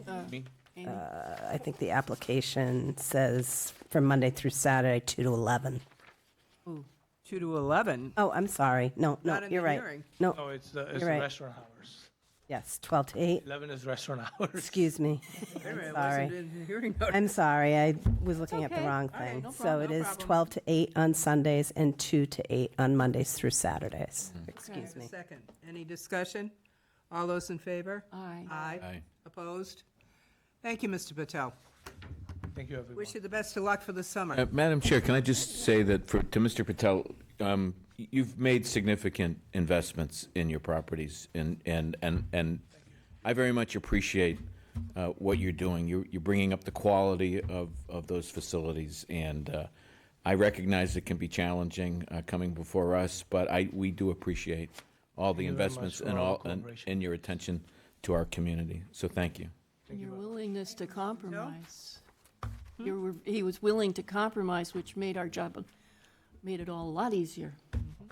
That's what everyone is. It's neighbors. Thank you, guys. That's right. Thank you. Okay, thank you very much. Thank you. So moving on the agenda, our next one We have to is, close the hearing, or did we do that? We did that. Never mind, sorry. on, our next item is the vote to change LLC Director's ownership interest in manager. KJ Key LLC, doing business as Jacqueline's on 175 Route 28, West Yarmouth. Change of manager from Kevin Coffrin to Jeffrey Engel. Should be to me. Just a minute. Yes, this is just a vote. This is just a vote. Oh, yes. So A there is legal ad no was hearing. published. Right. And then Mr. Watson is here to introduce himself as the new assistant manager. Okay, well, Mr. Watson, nice to have you with us. You'd like to tell us a little bit about what the proposal is? I'm Nathan. I'm the general manager. From what I understand, it sounded a little different from you, but from what I understand was that my name is now going to be on the liquor license. I am the manager on the liquor license going forward, as I am the manager that's most on the premises. I handle all the supervision during the day for the most part. So I open and I close the restaurants. Are you tip certified? Yes. Okay. Okay, does anyone have any questions? May I? Sure. So, I don't mean to correct you, but the application was to change the manager from Kevin Coffrin to Mr. Jeffrey Engel, who was before this board when he first applied for the license. So Mr. Jeffrey Engel couldn't be here tonight because the restaurant's open, I'm assuming, right? And he couldn't get here, so he sent his assistant manager. Okay. His assistant manager has not been before the board. Kevin Coffrin was here last time. Right. And then the item that you're voting on is actually the change of LLC directors, ownership, and, change of LLC directors and ownership of the business. So there's been no ownership change of the property, just the business, and it's an ABCC requirement to run the legal ad. No abutters notices were required by the ABCC, but we do need to vote, or you need to vote on the change of ownership, which is clearly, just a paperwork matter. So Mr. Watson's just here. And the manager, excuse me, yes. Okay. Okay, do I have a motion to approve the vote? I move that we vote to change the LLC director's ownership interest and manager for KGC LLC, DBA Jacqueline's on 175 Route 28, West Yarmouth. Second. Change of manager from Kevin Coffrin to. Is that a Jeffrey part of Engel. it? And Nathan Okay. Watson as assistant manager. And Nathan. And Watson. Nathan Watson as assistant manager. Correct, Okay, yes. I see. Give a second. Second. Any discussion? All those in favor? Aye. Opposed? It's unanimous. Thank you very much. Thank you, Nathan. Good luck. Appreciate it. Watson, I presume. Okay, our next item on the agenda is a hearing for the special alcohol and special entertainment licenses and change of manager for Serial Killer Speakeasy Tours event at Cultural Center of Cape Cod. And there is a hearing notice on this one. There is. Yep. I'll read that into the record. Okay. Originally published at the CapeCodTimes.com on June 23rd, 2026, Town of Yarmouth Select Board, Special Alcohol and Special Entertainment License Hearing. The Yarmouth Select Board, acting as the local licensing authority, has received applications from Amanda Lee, Chief of Staff, Cultural Center of Cape Cod, located at 307 Old Main Street, South Yarmouth, Mass. 02664, for a special alcohol license and a special entertainment license for a theatrical event produced by the Serial Killer Speakeasy Tours. Some of the shows will take place outside the regular schedule of the existing entertainment license. Ticketed performances are on Friday, July 9th and Saturday, July 10th, 2026 at 6 p.m., 8 p.m., and 10 p.m., and on Sunday, July 11th, 2026 at 12 p.m., 2 p.m., 4 p.m., 6 p.m., 8 p.m., and 10 p.m. In addition, Ms. Lee has replaced Molly DeMillionaire as manager on the annual entertainment licenses. A public hearing will be held at Yarmouth Town Hall, 1146 Route 28, South Yarmouth, Mass. on July 7th, 2026.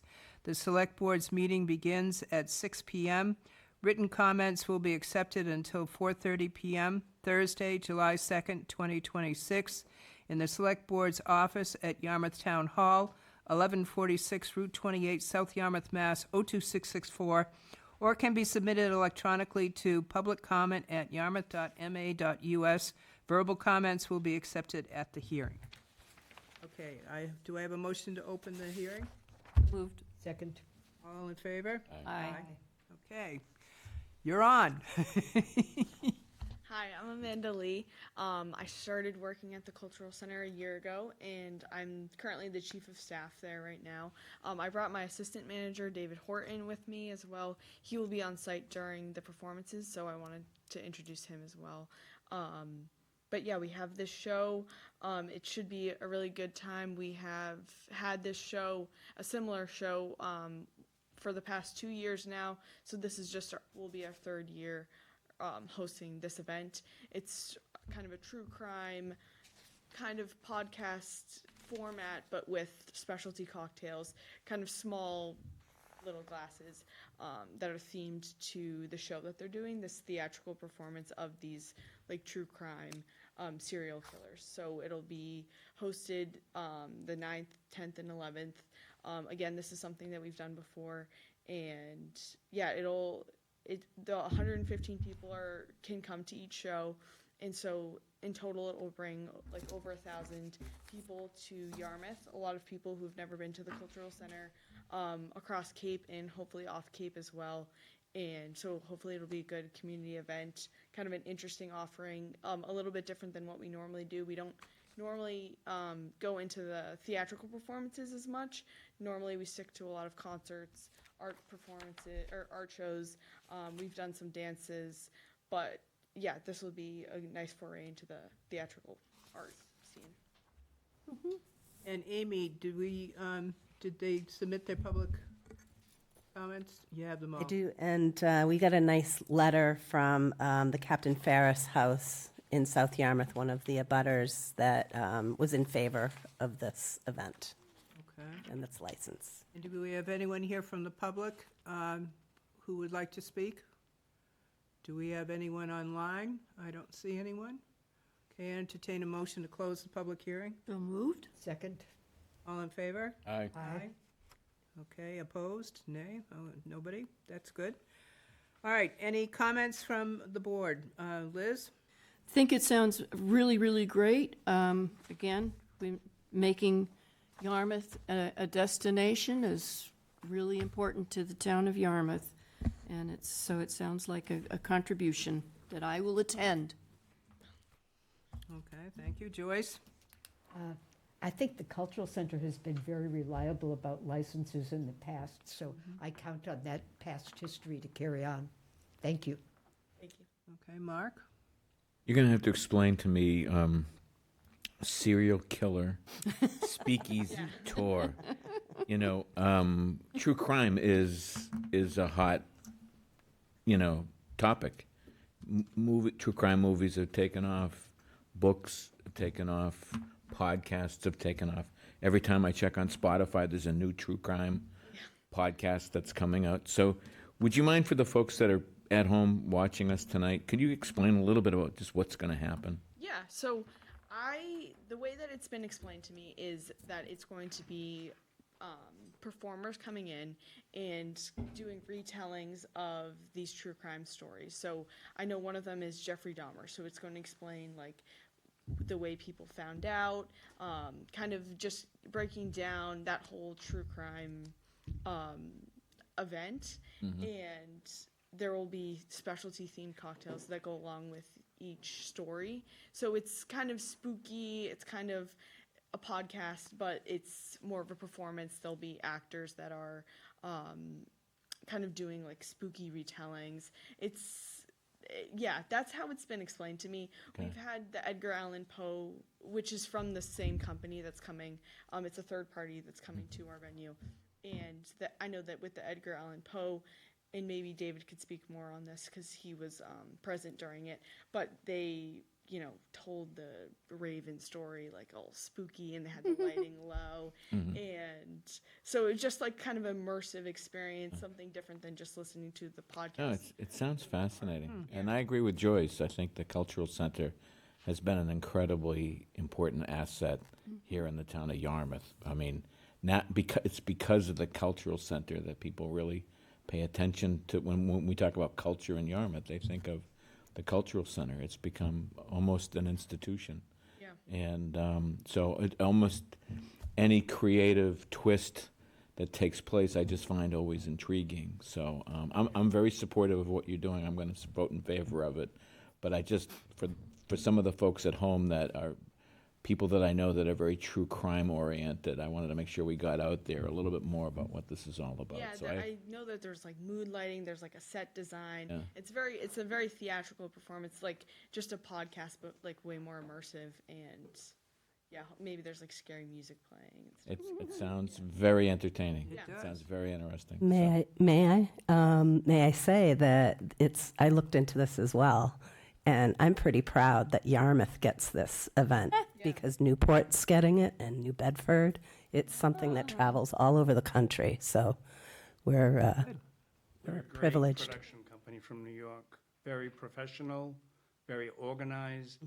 The event clockwork is just perfect. Oh, And sweet. what's nice for our town is all these people coming in for that 3 days.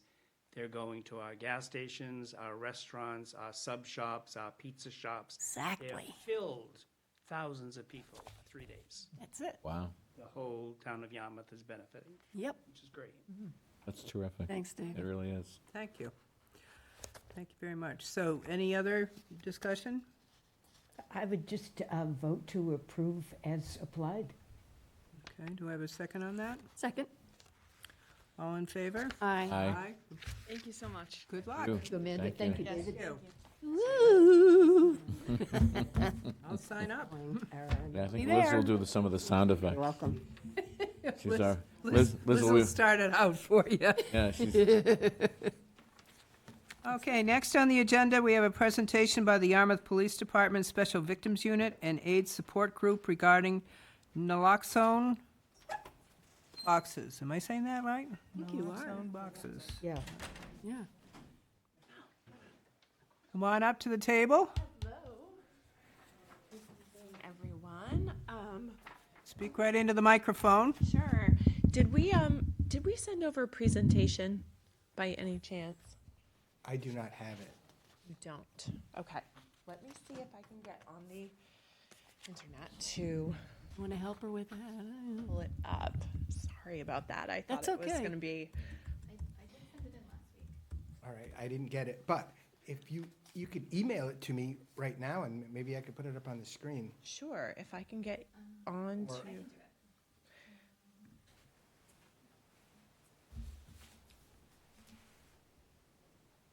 I can get a thumb drive also.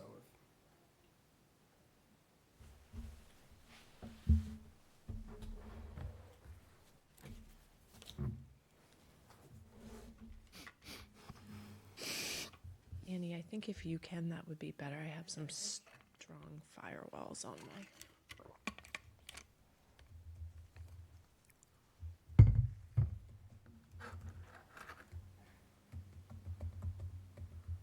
You can send it to me. I'm gonna have to grab it on my thumb drive.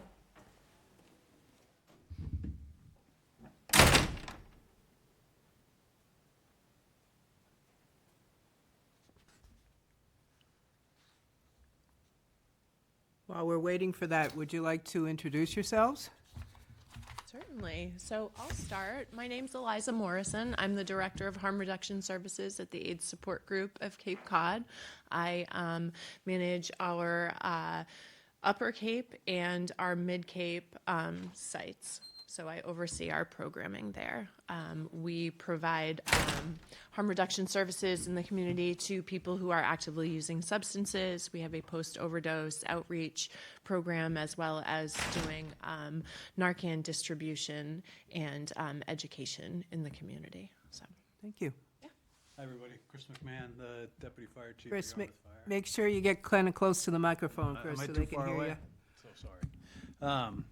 Deputy Chief at the Fire Department. I'm just here to speak in support. I'm a member of the YSAC, the Yarmouth Substance Awareness Committee as well, and so we've discussed this quite a bit, and just here to answer any questions from our side. that's great. Yeah.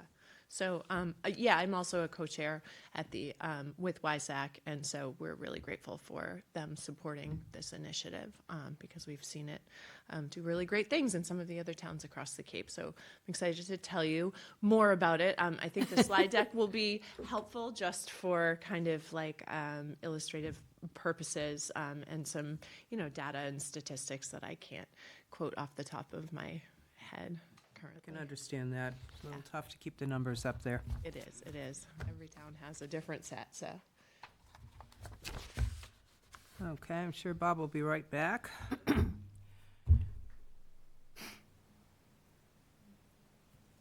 Don't happen to want to move on to the 9 o'clock item real quick? We could actually. I only have 2 people for appointments. Want me to do those? Yes, why don't we do those while we're waiting for Bob? I'd like to suggest that Tom Pendleton be appointed to the Library Board for a 3-year unexpired term through February 2029. So moved with great appreciation of Tom's work. Second. Discussion? All in favor? Aye. Opposed? Okay. Then a reappointment, which was correctly predicted this evening by Chris, of the Town of Yarmouth representative to Cape Cod Regional Technical High School, their school committee, Christine Greeley, for a 1-year term through June of 2027. So moved. Second. Discussion? All in favor? Aye. Aye. Thank you. All right, moving on to the approval of the minutes for the July 22, 2025. I move that we approve the minutes of July 22nd, 2025. Second. All in favor? Aye. And for the approval of the minutes for June 24, 2026? So moved. Second. All in favor? Aye. Aye. Great.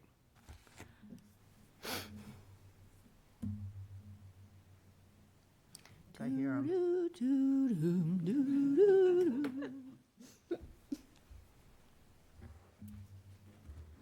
We were running ahead of schedule. Yeah, we try to break that habit. Break you of that habit, yes, indeed.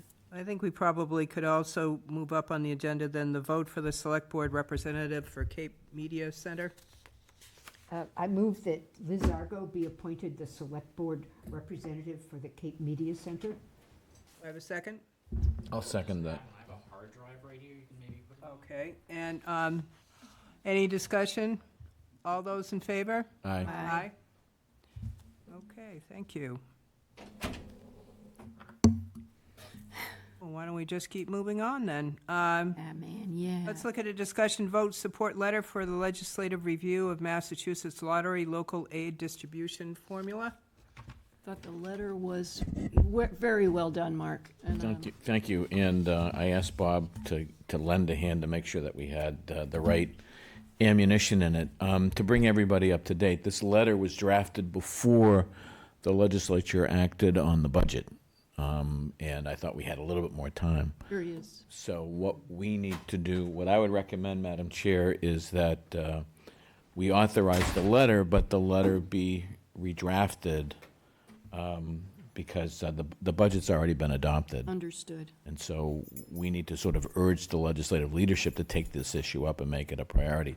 I think the letter in the current text, I think it may say that, but again, I just want everybody, full disclosure, we were writing this to try to influence the conferees on the budget, and that's already happened. So So I move that we approve the letter with the consideration that there will be a further draft if needed to address the budget Do having you been. want the draft to come back to us? No, not in this case. Is there a second discussion?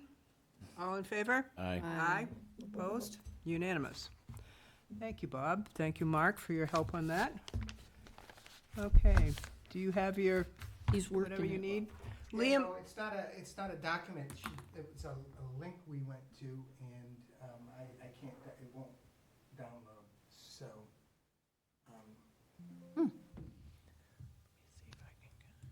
Well, our AV, our tech guy in the back said he has a hard drive Want me to that get 'em, maybe? it could be loaded onto. Are you in a position where you can? USB port on your Mac, or is it, there's a USB port? I do have a USB port, Yeah. except I do not think Have the that presentation. I can get through the firewall here. Yeah, just go to the open network. It won't. Just hit. It usually won't allow me to get on a public network because I've got some. All right, to connect us here, and I don't think it'll let me, but we'll see.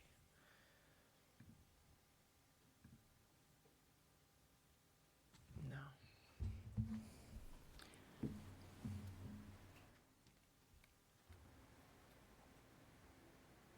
While they're doing that, Madam Chair, may I ask a question that will help speed us through the consent agenda? I was not clear on the inclusion of the certificate of completion for Grantley McIntosh Spice Boss.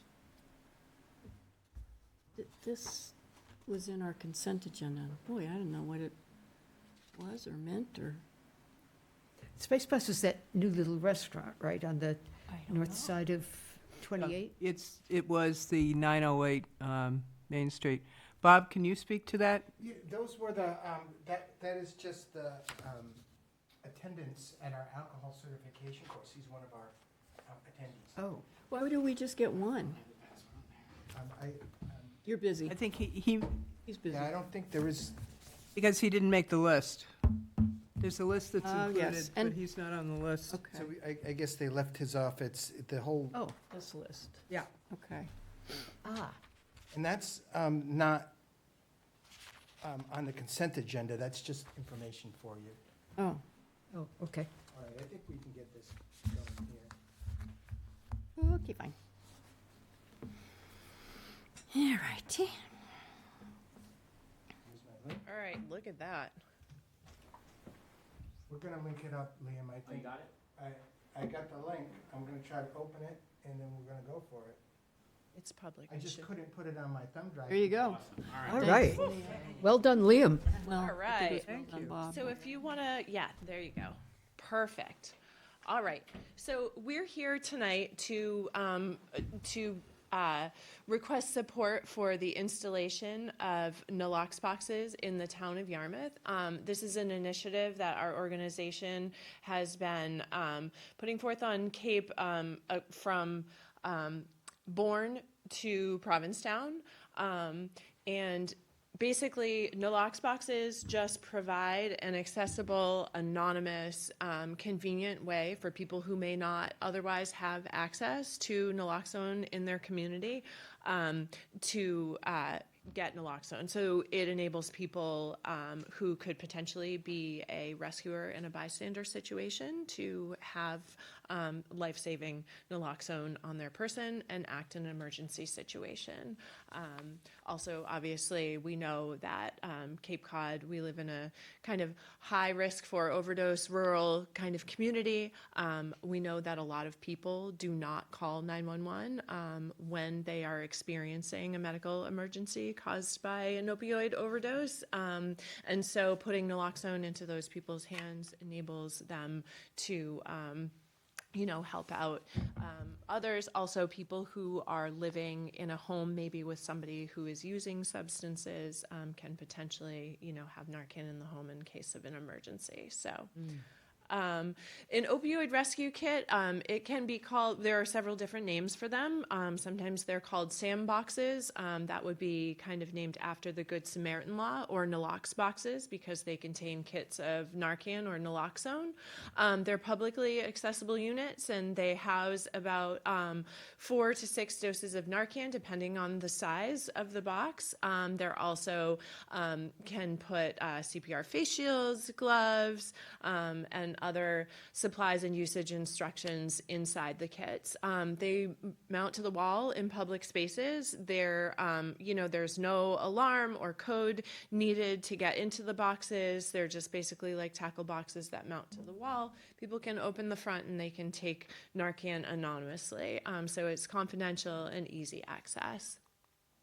So this is what a Nalox box looks like. They just mount to the wall like an AED. We actually suggest sometimes that if folks are in a building where there's an AED accessible, you might want to hang your opioid rescue kit in the same vicinity because it makes it accessible for folks, and it also helps to kind of decrease some of the stigma that can be associated with, substance use, or also having Narcan in public spaces, and sort of kind of It defines it as medical emergency.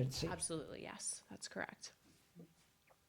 So we think that Nalox boxes are really important because obviously Narcan, we know, can save a life during an opioid overdose.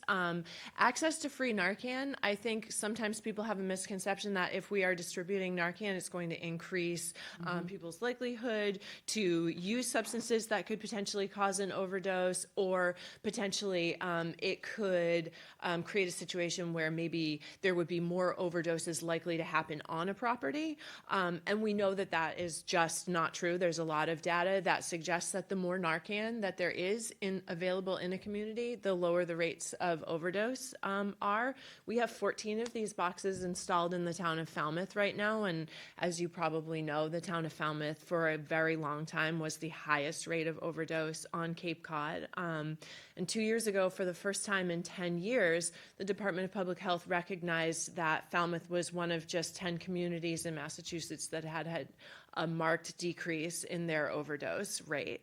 And that's definitely largely attributed to the fact that naloxone is so accessible to bystanders, to people who use substances, and to support systems for people who use substances. So like we talked about, installing them like you might an AED or first aid kit helps to reduce stigma. And they also provide really good opportunities to connect community members to services in the area. So a Nalox box creates a good opportunity to post potentially like a QR code that might link someone to a platform where they could find out what services are local to them. You could potentially hang brochures that might list local services for people who use substances, for their support networks, whether that's like primary care, rehabilitation services, supportive services, medical care, whatever that is. So it's a great opportunity to kind of start some conversation in the community, as well as when we install these boxes, we also like to go into the community and let people know what we're doing. Like if we were to hang one at the library, we may say like, hey, let's have an open community discussion at the library. We'll invite people in the community. We can talk about how to recognize an overdose, why they might want to carry naloxone, why it's so important, how to respond to an overdose, and just create some awareness around why these boxes are being installed and what Narcan does. Also, data that we collect from these Nalox boxes is really important in communities where we know people are using substances or at risk for overdose. So every time we're putting Narcan into a Nalox box, we're counting how many doses have been taken. So we know that in certain areas, if there are a lot of doses that are consistently being taken, then maybe that's a community where we need to focus some efforts on recovery supports or extra education around substance use, etc. Also in towns, if you're looking to justify potentially getting a grant related to substance use or beefing up your substance use programming in a town, that data can be really important. So just some figures about some in regard to the last fiscal year for the data that we've collected in the Nalox boxes that we have installed across the Cape. So we have 60 Nalox boxes from Bourne to Provincetown currently. Oh, jeez. We are not. Bye. That's okay. I can still see it on this screen. So the number. Oh, no, you okay. won't for Oh, long. Shoot. Don't worry, our town administrator is like, I got this. That was the best part. Yeah, does it have an H? Is your computer dead? Whose computer is that? Bob's. Mine I can't get to. Power issue, and he's got a cable, yeah. Plug it. Does it have an HDMI port on it or port on it? No, Mine it's, does, but I can't it's get on the Bob's, and iPod he's on the powering up even as we speak. I have the. He's got it. Oh, I think Liam, Got it, I think Liam. Bob's got it working, Yeah. or will be shortly. I think it'll come right back up. Does anybody have any questions or comments so far? I mean, we could just take a minute to pause. I could ask while it's powering up. Certainly. How do you know when somebody's in distress and they need naloxone? Oh. Sure. So the great thing about Narcan is that it works to reverse the effects of an opioid overdose, and that is the only thing it does. Yeah. So it is safe to have in public spaces. It's not like if you administer Narcan, there's a risk that there could be adverse side effects, or what if the person is not experiencing an overdose, or it works to reverse an opioid overdose, and that is the only thing it does. It's safe to have around children. It's safe to have around pets, etc. And it has no bearing on, like, if you have somebody who's had too much to drink. Yeah. And you were to administer Narcan, if they Yeah. didn't have opiates in their system, it would have, Nothing. you'd probably just annoy them. That would be, Well, that's you know, worth it. that would be it. So yeah, there are lots of different ways to determine if someone has experienced or is experiencing an opioid overdose. I would say that in my experience, overdose with some of these much stronger opioids that we're seeing now happen very quickly. So oftentimes there are clues that somebody has used a substance, whether there's like paraphernalia that's evident, maybe there's a friend or a bystander who can tell you that they've used a substance. Yeah. I would say that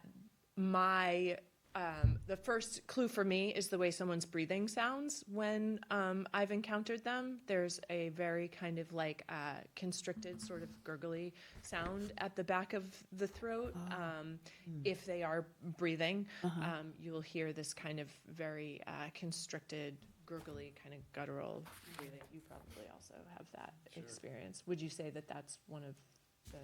Yeah, generally, somebody who's maybe acting a little altered, and then suddenly becomes unconscious or slowly nods off and becomes unconscious, their respiratory rate drops out. That's what an opioid will do. It suppresses your respiratory rate. Okay. So we give it to people as a diagnostic tool to find out if that's a problem, because it's so safe to give to people. So somebody who's unconscious or unresponsive, that's one of the tools that we'll use. And somebody who's not breathing, you give them Narcan if they've had an opioid, if they're having an opioid overdose. It's pretty quick. Yeah. It reverses the symptoms, and they start breathing. They usually wake up and are trying to find out what just went on. What the heck is happening? Yeah. Interesting. Yeah. So in a way, it is good to have it right next to the AED because it could be part of the solution. Yeah. For sure. And as a community bystander, I mean, it is so simple to use. It is a single step nasal spray. So it's one and done. If you've given Flonase or you've ever administered Afrin or anything like that, you can administer Narcan.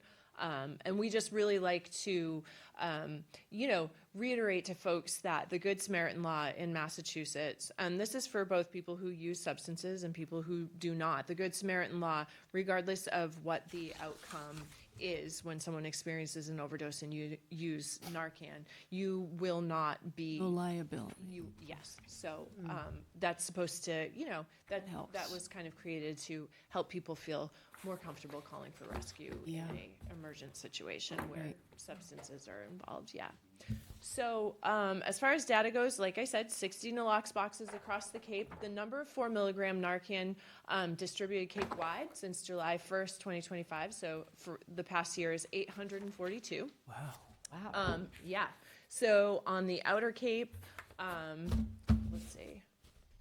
So the number of non-fatal overdose report backs to our organization where people administered Narcan was 126. So this did not come from EMS. This didn't come from police. This came from participants and family members and community members that directly reported to us that they administered Narcan during an overdose, and the outcome was that it was a non-fatal overdose or a successful overdose reversal. So that was 126 report backs that we received.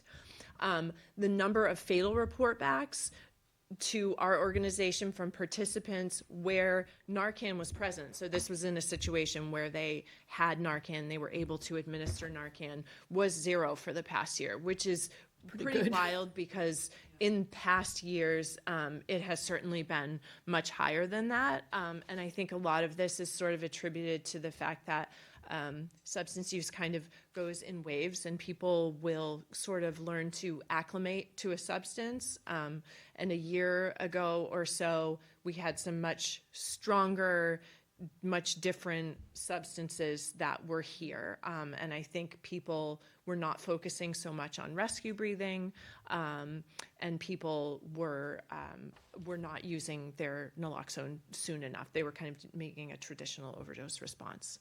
Things are a little different nowadays, which is why I think education about overdose response is so important as well. But I just really thought that that was important to put that up there. We did have some fatal report backs, and the fatal report backs were we didn't have Narcan in the house. And that's when we received those. So yeah, so that's it for my little spiel. Does it only take one dose of the Narcan to, what happened? Could somebody be more deeply involved that you need to actually give two? It depends on so many factors. I will say that generally people report that they have to give more than one dose because of the strength and the potency of the opioids that we are seeing currently. It depends on an individual's tolerance. It depends on have they experienced an overdose prior. It depends on do they have other health conditions, how able is their body to kind of like restart. Do they have other respiratory issues, underlying conditions, other things?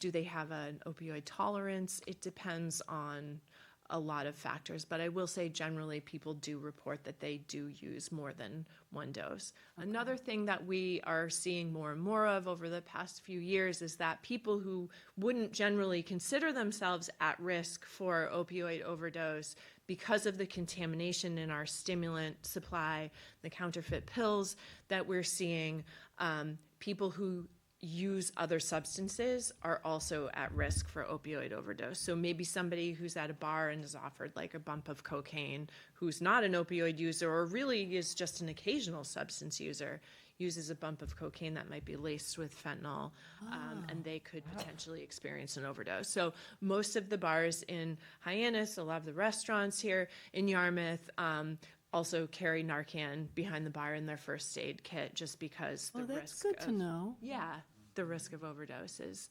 So you would ask the bartender? for Narcan? Well, if you saw somebody, you'd say, hey, I think we got an issue over here. Do you have something behind the bar there? Generally, the staff would be pretty aware of what's going on. Yeah. Okay. And I mean, not surprisingly, I will tell you that several of the report backs that we've had from restaurants and like night venues who have had overdoses actually happen on the premises, I would say that 50% are actually people who are staff at the restaurant. So that's something to take into consideration as well. You know. Okay. So going back to what you were saying, if you give them a dose of the Narcan and you're not seeing an immediate response, then you should give them another dose of the Narcan? Yeah. Is there a maximum number that you can give? You can just keep giving it until they... Call 911. Really, the key is that the Narcan will eventually reverse that overdose. They'll start to breathe on their own again. It's that time from the dose until they start breathing again that you have to support them too. That's why the masks are in the kit, so that you can rescue breathe for these people. What does that mean? CPR helps. Do CPR? CPR helps because just with chest compressions, there's some passive air exchange, so you're still moving air. Their hearts are working. It's their breathing that's not working. So the masks are for mouth to mouth? Yes. Oh, Yeah. okay. Yeah. So you could, if all you had was one dose, give it and breathe for them. Right. And by the time it kicks in, as So long as you're you- breathing for them, they should be fine. Yeah, and do you always want to call 911? Always. Always. Always. Yeah. And we tell people, I mean, sometimes people who use drugs do not want to call 911. And we always tell them, like, if you have Narcan, you give the Narcan, you call 911. And even if you leave the dose of Narcan with the person, and then you call 911 and you make sure that somebody gets. You mean on somebody who that doesn't want to scene. be there when 911 Right. shows up? Oh. Yeah. So, we world. always, our messaging is always Yeah. call 911. Yeah. Yeah. No matter what your situation is. Right. Okay. Yeah. Good. Yeah. Excellent. Any other questions? Mark? No. Joyce? Very thorough, thank you. No. Sure. Thank you. Really appreciate what you're doing. It's amazing how much of a difference this has made. And the more that people can be educated to it, I keep it in my car. Yeah. Oh, you do? I do, yeah. Oh. I do, yeah. So is there a request that is part of this item on the agenda, a request that we ask the town to have one in the town administration offices, for instance? Or, Sure. Really, Yeah, what's the request? That's what we're fishing for. By the way, it was a lovely presentation, and I know Dr. Hillard Bosky from the Board of Health is here with us this evening as well. Would you like to make some comments, Doctor? Sure. Keep in mind that not everyone who overdoses is what you call a user, I guess. You've got some people at home who are quite ill, in a lot of pain, and are taking medication, which are opiates. Very often people take it and they lose track of how many they've taken, so they're taking it more frequently, end up with an overdose. right?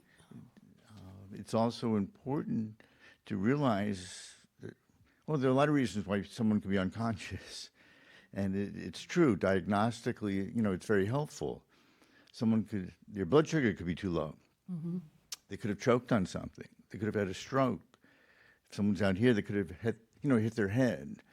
Could have an allergic reaction. They stop breathing. So calling 911 is essential. You can't just assume it's over and the person's better. Sometimes the drug has a longer, what we call half-life. In other words, it's going to last a lot longer than Narcan does. Oh, So if you kick Narcan wears off and the drug comes back in. And their mental status or their thinking or their breathing decreases. If you move ahead with this, I can tell you if you have a demonstration at the beginning of each of our Board of Health meetings, that would be fine. Have the first responder come and just give a short demonstration for people who are watching the Board of Health meetings. I would suggest also you put a video online. Okay, make it short. Instructions. It's very intimidating for people to give it, I think, and I understand that. But the point you're making, it doesn't cause any harm. It doesn't. When in doubt, you give it. And it should be that simple. If you're going to have boxes, I suggest you have some very simple instructions with large font.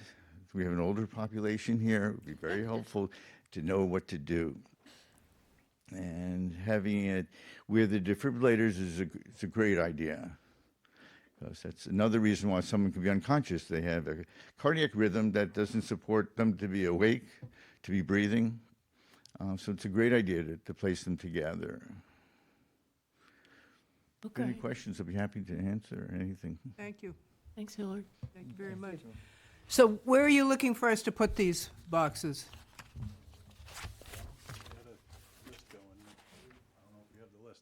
I think the real ask was that we'd get the support of the board to approach departments in the town and see if they're willing to put them up in locations, say golf, admin. The fire department and police department have plenty of it pretty much in their pocket, if not, and there's generally somebody there. So we're on board with putting one up, but I don't think that it's really necessary. So we're going to try and identify some key locations and ask if the town is okay with making those approaches to people. And is there a cost involved? We would be utilizing opioid remediation funding. Okay. Yeah, for this Great. project. Yeah, that Great. sounds good. Yeah. Well, I think, Madam Chair, I think the consensus is that we very applaud what you're doing.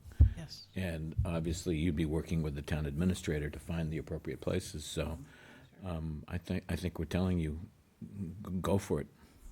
Absolutely. And I think the doctor's suggestion, for instance, of putting something up on our website, Bob, would be great, for people to have a link. Yeah, how do we get a video? That's an amazing idea. Yeah, so in Falmouth, when we first rolled this initiative out, we actually had a QR code that was on the boxes that people could scan, and it would link directly to a Great idea. That's a great video. idea. Yeah. I mean, not everybody is that phone savvy. The boxes do have very simple and larger print. Now the boxes are designed for like off-the-shelf sales, so they've modified the print to be bigger. The instructions are quite simple. So on the box, there are some simple instructions. We can always put a sticker with a QR code linking to a video on the boxes individually as well. So yeah, happy to do that with some rack cards, and YSAC will, I'm sure, help us to work on. I would say that you have the consensus of the board is enthusiastically supporting your efforts here. Thank you. Thanks a lot, everyone. Madam Chair, would you like a motion, or do you think that You the wanna general say feeling is enough? I think Amy had a comment. Amy? I would just suggest that if we're going to put them in public areas, we also offer, maybe through the health department or fire, some training for the staff, if they'd like to do something like that. Absolutely. I know our recreation department has expressed through our lifeguards some Narcan training as well. Oh, yeah. so. Yeah, we do that in Falmouth for their beach staff yearly, go. so it'd be great to do. Yeah. Good thinking, Amy. We took care of the lifeguards before the season started. Great. So they're good to go, and they have Narcan on the beach. So. Perfect. Amazing. That's excellent. Well, thank you very much. We appreciate your hard work. Thank you. Do Thanks, carry everyone. on. Thanks for having us. Thank you. Thank you. Yeah. Okay, next up on the agenda is upcoming agenda review. Our next meeting is going to be our strategic planning session on July 18th, followed then by our next board meeting will be on July 21st. I just noticed again that there was possibly some items that for future agenda consideration. The naming policy, we thought we maybe would need to visit, right? Mutt Ponds, et cetera. And then still wondering about the town commons legal results regarding Simpkins Fields and Article 97. Bob, we're still waiting on legal. Still waiting on legal, but Okay. I moved forward, and we've got the RFP about ready to roll to start advertising for potential design services to get that project moving. We're just waiting on the legal title review. But we are considering all of that property subject to Article 97.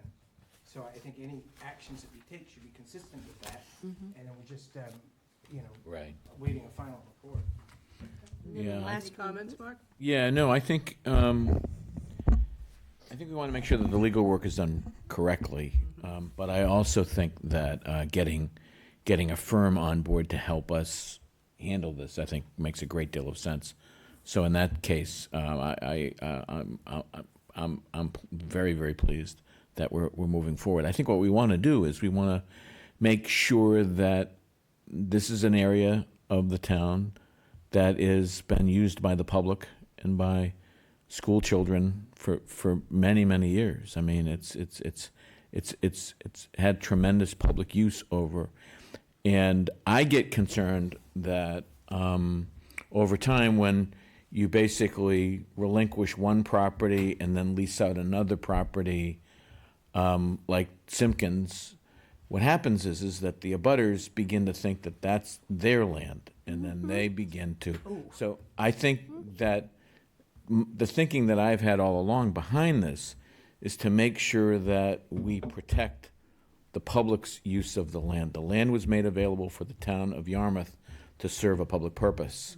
And while it is considered Article 97 land, I think what we want to do is make sure that the land is used in a way that reflects the intentions of the owners and those that have had an interest in the land. Obviously, the name John Sears comes up all the time because, I think when he was alive, he was just such an inspiring figure that land itself has a connection to the Sears family. And when we look back at the recommendations of the 2008 committee that looked at the Simpkins School and that property, they made the recommendation that acquiring the Simpkins School, because it was so historic, made sense, and it also made sense to make a common and protect the public uses of that land. So while we didn't get the Simpkins School right, at least according to those folks, but let's at least get the public common piece of it right. And now I get the impression Megan, who is our community development director, she's excited about this project. I think that the administrator may have got her involved in maybe being the project manager on this. I think that's a terrific idea. I'm a believer that in individual projects, you have to have a designated project manager. It's like with the drive-in site.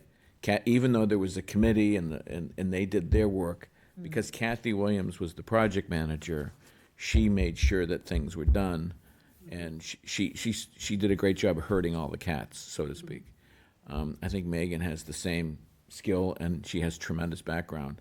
I think she'd do a great job as the manager of this project, and I'm anxious to see us get somebody on board that can work with her to make sure that we make this a real success. Because I think the talk about that area being designated as a common, I find very intriguing, but it needs to, we need to give some definition to it. And so I hopefully, this process as it plays out, we come up with a plan or a few plans that really get the community excited and involved. So it's great that moving forward on the RFP, I think is a terrific idea. I'm glad it's happening.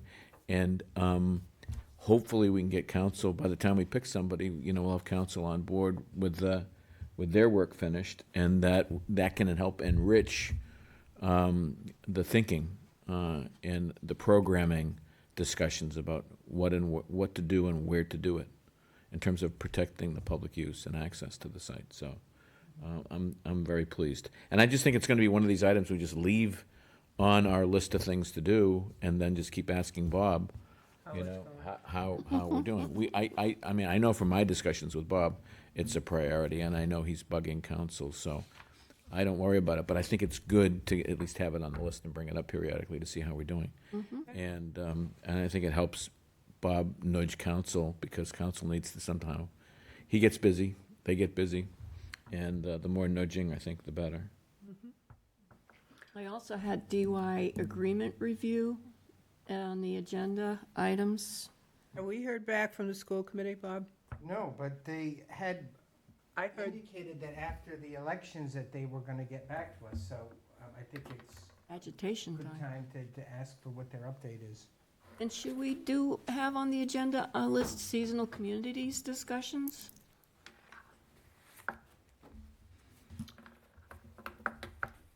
Seasonal communities, I think that might be something that's going to come up at our July 18th strategic planning.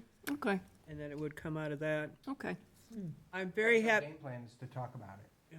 I'm very happy to see that on July 21st, we're going to give a citation to the Historic Commission. That Yeah. was spectacular, absolutely spectacular. That Well, was and I very think that should be the first of many, because I think our goal as a board, when we talk about historic Yarmouth and drawing more attention to the town's rich history, I mean, that was a project that sort of followed up on our board goals and in drawing attention to the town's history. So I think my sense is that they probably have a growing list of initiatives and things to do. I think we'll probably be giving them certificates and citations every year on a fairly regular basis. We could Like find gold stars on the forehead in first grade. If we could find a theater space, they want to revisit the theatrical production, but Well, I know this will come up in our discussion of our goals, but I think this is the kind of thing that I get excited about, because I think this is exactly, when we talk about heritage tourism, it's exactly these kinds of things that fit into that category. And if you can do events like this on a regular basis, although this was a very unique event because we were sort of celebrating and unveiling a monument. There are other dates that have real special value in Yarmouth's history, as we know, right? So we can be doing historic events that celebrate dates, people, and a host of other things that make Yarmouth special. So I hope that what this does is it whets everyone's appetite for doing more events like this, because I think if we can, I think we're on a roll, so to speak. And so I've already had this conversation with many of the folks on the committee that now that you've done this, you can't stop. No, that's just the beginning. Just open the door. Now we have to step through. Well, I would say that as far as the agenda items are concerned, what we could look at today is for July 21st. Everything else, I think, may come from our strategic planning sessions on the 18th. But since the 21st is so soon after the 18th, we wouldn't be able to post any changes. Yeah, I think what I would recommend is that in the discussion and in the vote on a sign for Chasebrook Park, that's not a bad day to have a conversation for us about a naming policy and bring up for discussion. We don't necessarily have to finalize a vote, but I do think when we bring these signs up, it would be helpful to have, because I think what Amanda's been helping us do is get to a point where we have a naming policy and a signage policy, or a signage guide. Maybe policy on the signage, it might be a little bit too much, but maybe having a signage guide that's consistent with the policy. we found the sign guide. Huh? I thought you sent us the sign guide. I sent you a draft naming policy. Oh, that was a naming policy? Yes, because many communities actually have a formal naming policy. And if you look at the one that Pam Barnes found for us, it really doesn't fit. Right. All right? So the reason why I thought we didn't have one, I think, and I stand corrected, we have one, it's just out of date and it doesn't apply to the things that we're doing. So I would recommend for the 21st that we put that on the agenda and add that and have a discussion about that before we actually vote on the Chasebrook Park. I mean, the Chasebrook Park is going to be an easy one because we've already voted to name it, right? We're Is that naming. on there? Yeah, it is. It's at the end. See on the July 21st, the very end discussion Appointment vote. confirmation Sign for assessment. Chasebrook Park. Look on there's one that It's was, an amended one. Oh, the new one. Yeah. I thought I checked. Yeah. Okay. So Thank that's you. on there. Oh, Barry Ellis left a whole bunch of stuff, that's right. And I Yeah, because had I think notes. what we need. Oh, yes, thank I would you. recommend at some point we get the naming policy and then we have a guide that it references for signage. Sounds good to me. Okey dokey. And like I said, I think Amanda's done a great job in designing signage using the seal Yeah. and the materials. I think. Font and so Yeah, forth. It's exactly. very Everything nice, is- very clean. Everything's well Yeah. done. Very good. Okay. Anything else that somebody wants to put on for the 21st? I think that's plenty, I Madam think Chair. that's more than enough. Yeah. Okay. We can hold the rest of the discussions until after our planning session. Okay, moving on to individual items. Liz? Yes, I just very briefly wanted to, anybody who's still watching, I will have office hours July 16th at the Senior Center at 3 o'clock. Come visit me at the Senior Center on July 16th, a Thursday at 3 o'clock. That's my individual item. Thanks. Joyce? Nothing this week, thank you. Mark? I have office hours this coming Friday, the 10th, at 10 to 12 at the South Yarmouth Library. And I am looking forward to it. Thank you. Very good. Okay, I also do not have any items for today. So we will move on then to town administrator items. Ooh. Okay, the first is the consent agenda, and there's only two items on there, the approval of the amended shellfish regulations and the stop sign request for Baxter Avenue and Harbor Road intersection is recommended by the sign committee. I'd like to move the consent agenda. Do I have a second? Second. All in favor? Aye. Okay.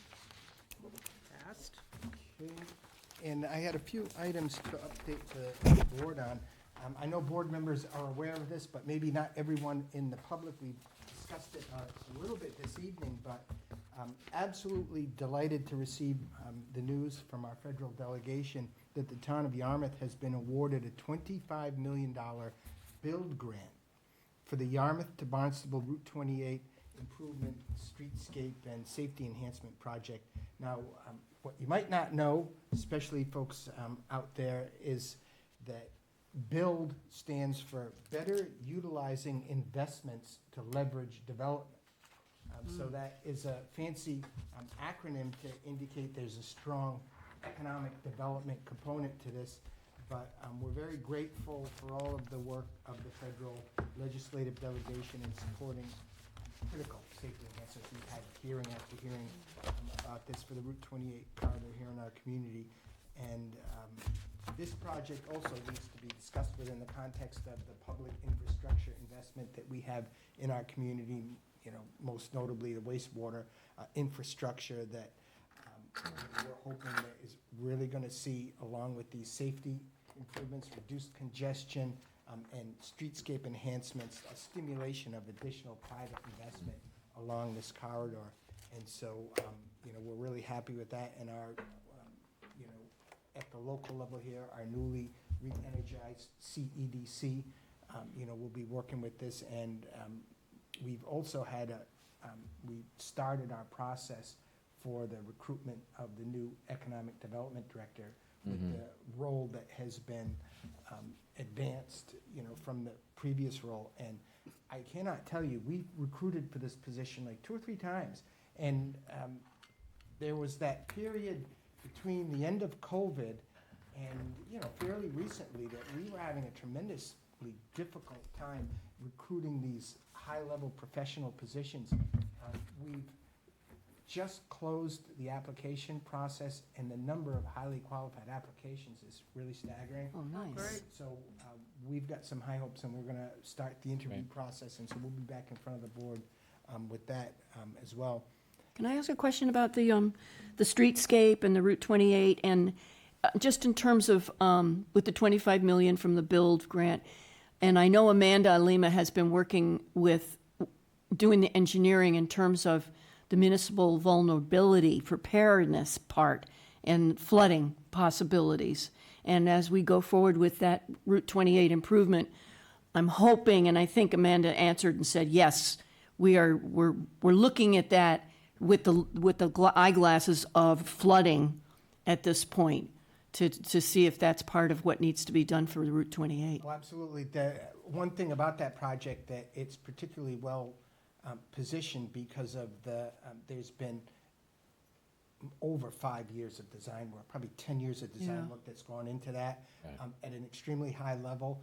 And between stormwater management, flood management, those issues are a critical part of the process. Excellent. Now, the roadway is not being elevated. Yeah. So, some of the areas are still prone to, be in flood zones, but the project is being designed with the resiliency in mind.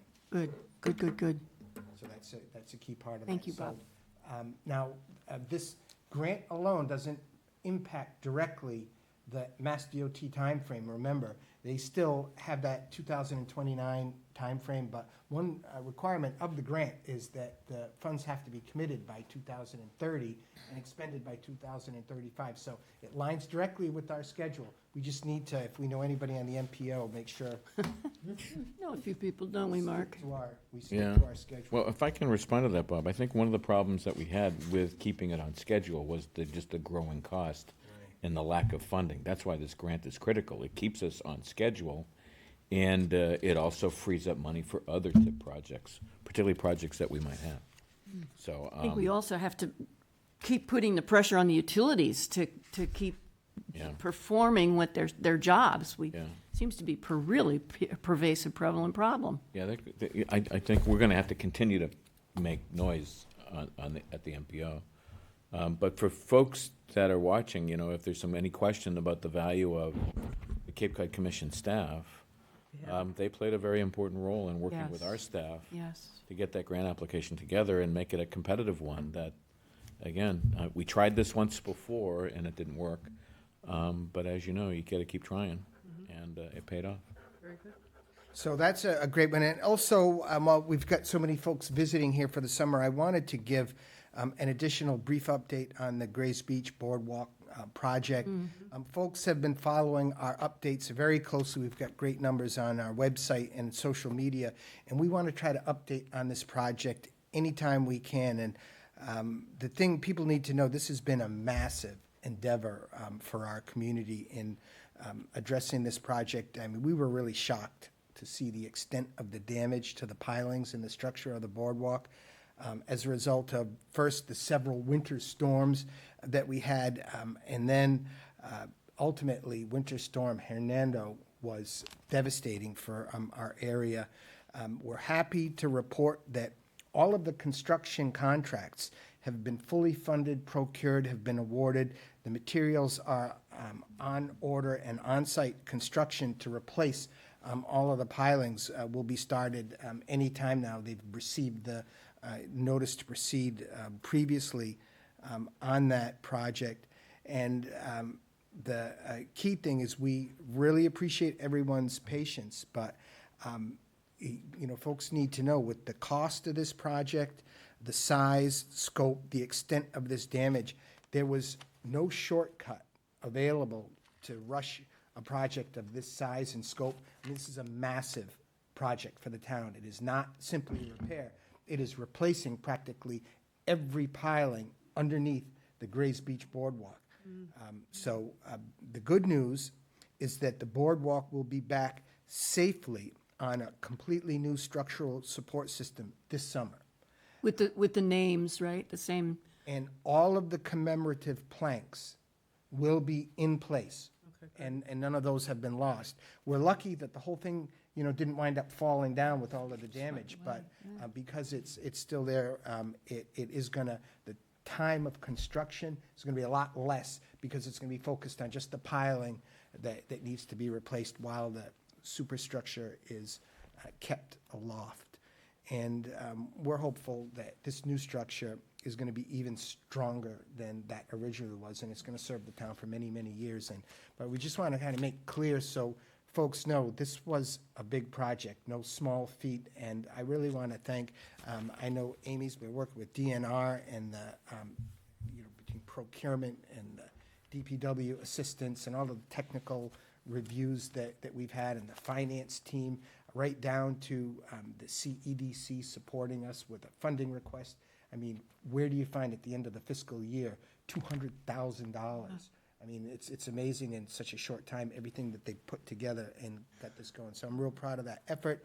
And again, I wish it could have been something that we could have got out there in a weekend and knocked off, but this is a major repair. So hang in with us, and you'll be very happy with the results because we've got a great contractor, which is AGM, the contractor that originally built that pier. And they are enthusiastic about, they had a great bid for us, and to get in there, they're real happy to be there, so we are too. Bob, oh, excuse me. Before, is there a way that we can have signage closer out to 6A that the boardwalk is closed? You know, a lot of people, I'm hearing a lot of pushback from people that they get all the way down to Gray's Beach to find out We could redirect that them the boardwalk Well, is closed. it's a beautiful spot to come to anyways, and, but we can try to get some more signage up. Signage at the cemetery. At the cemetery, yeah, but I'm just wondering, is it one of those lighted boards? It's not one of. No, It's- it's like a sandwich board. Yeah, but I'm wondering if there's a way we could, if, you know how we've got these lighted boards around town, if there's a way we could put one of those there, it would really kind of knock their socks Smart, off. yeah. I had an interesting conversation with one of our parking attendants who was explaining to me that very often she sits at Gray's Beach, and she said it's extraordinary how many people come just for the boardwalk. Oh, yeah. Will come Yeah. in, pay the amount of money just to be able to walk the boardwalk and come back. And it's the number We one give sunset refunds? on Cape Cod. Yeah. Number one sunset on The Cape Cod. go-to.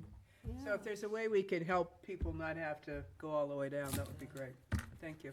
Sorry, Bob. Look at that. No, thank you very much. for Somebody that. else had something they were about to say. Well, I think we should let them know we have a new boardwalk too, and Okay. send them to that. But I was just wondering if insurance covered any part of the expense, or whether it's basically uninsurable. Act of God. The insurance covered the smaller dock portion, Oh, but it good. doesn't cover boardwalks. There's like an exclusion for that. And so we Right. were able to make a claim on the dock. Oh. But that was another thing, to investigate that. We initially thought, you know, we filed a big claim with them, but obviously they denied the big part of it. Keep that in mind for Parker's River, all right? Because Named if, storms. if we have a significant storm like a hurricane or something that comes up, if that area gets damaged, we're in the same, we're in Yeah. the same boat. Yeah. So, Same flood. I think, Bob, wasn't there an attempt to get some FEMA funding? Is that still in for damage for public Yeah, facilities? well, Is that I gone do anywhere? have some bad news. I just received late this afternoon that the Trump administration has denied any federal aid for the winter storm Hernando. And, you know, we met all of the thresholds, so it's inexplicable to me. We're still working with the Commonwealth, that there may be some, you know, Yeah. we've had, in our community, we documented our costs to a high degree of detail, and I know our numbers help very much the Cape reach that threshold, but the federal aid has been denied, and we're still working with the state for some potential aid. Well, now that the budget's been resolved, I would think that we'd probably have some idea, or is it maybe something that might be put up in a bond bill? But hopefully we can find out, we can know that soon. And also, Governor Healy is filing, this word just came down today, and Governor Healy announced that she's filing an appeal to the federal ruling.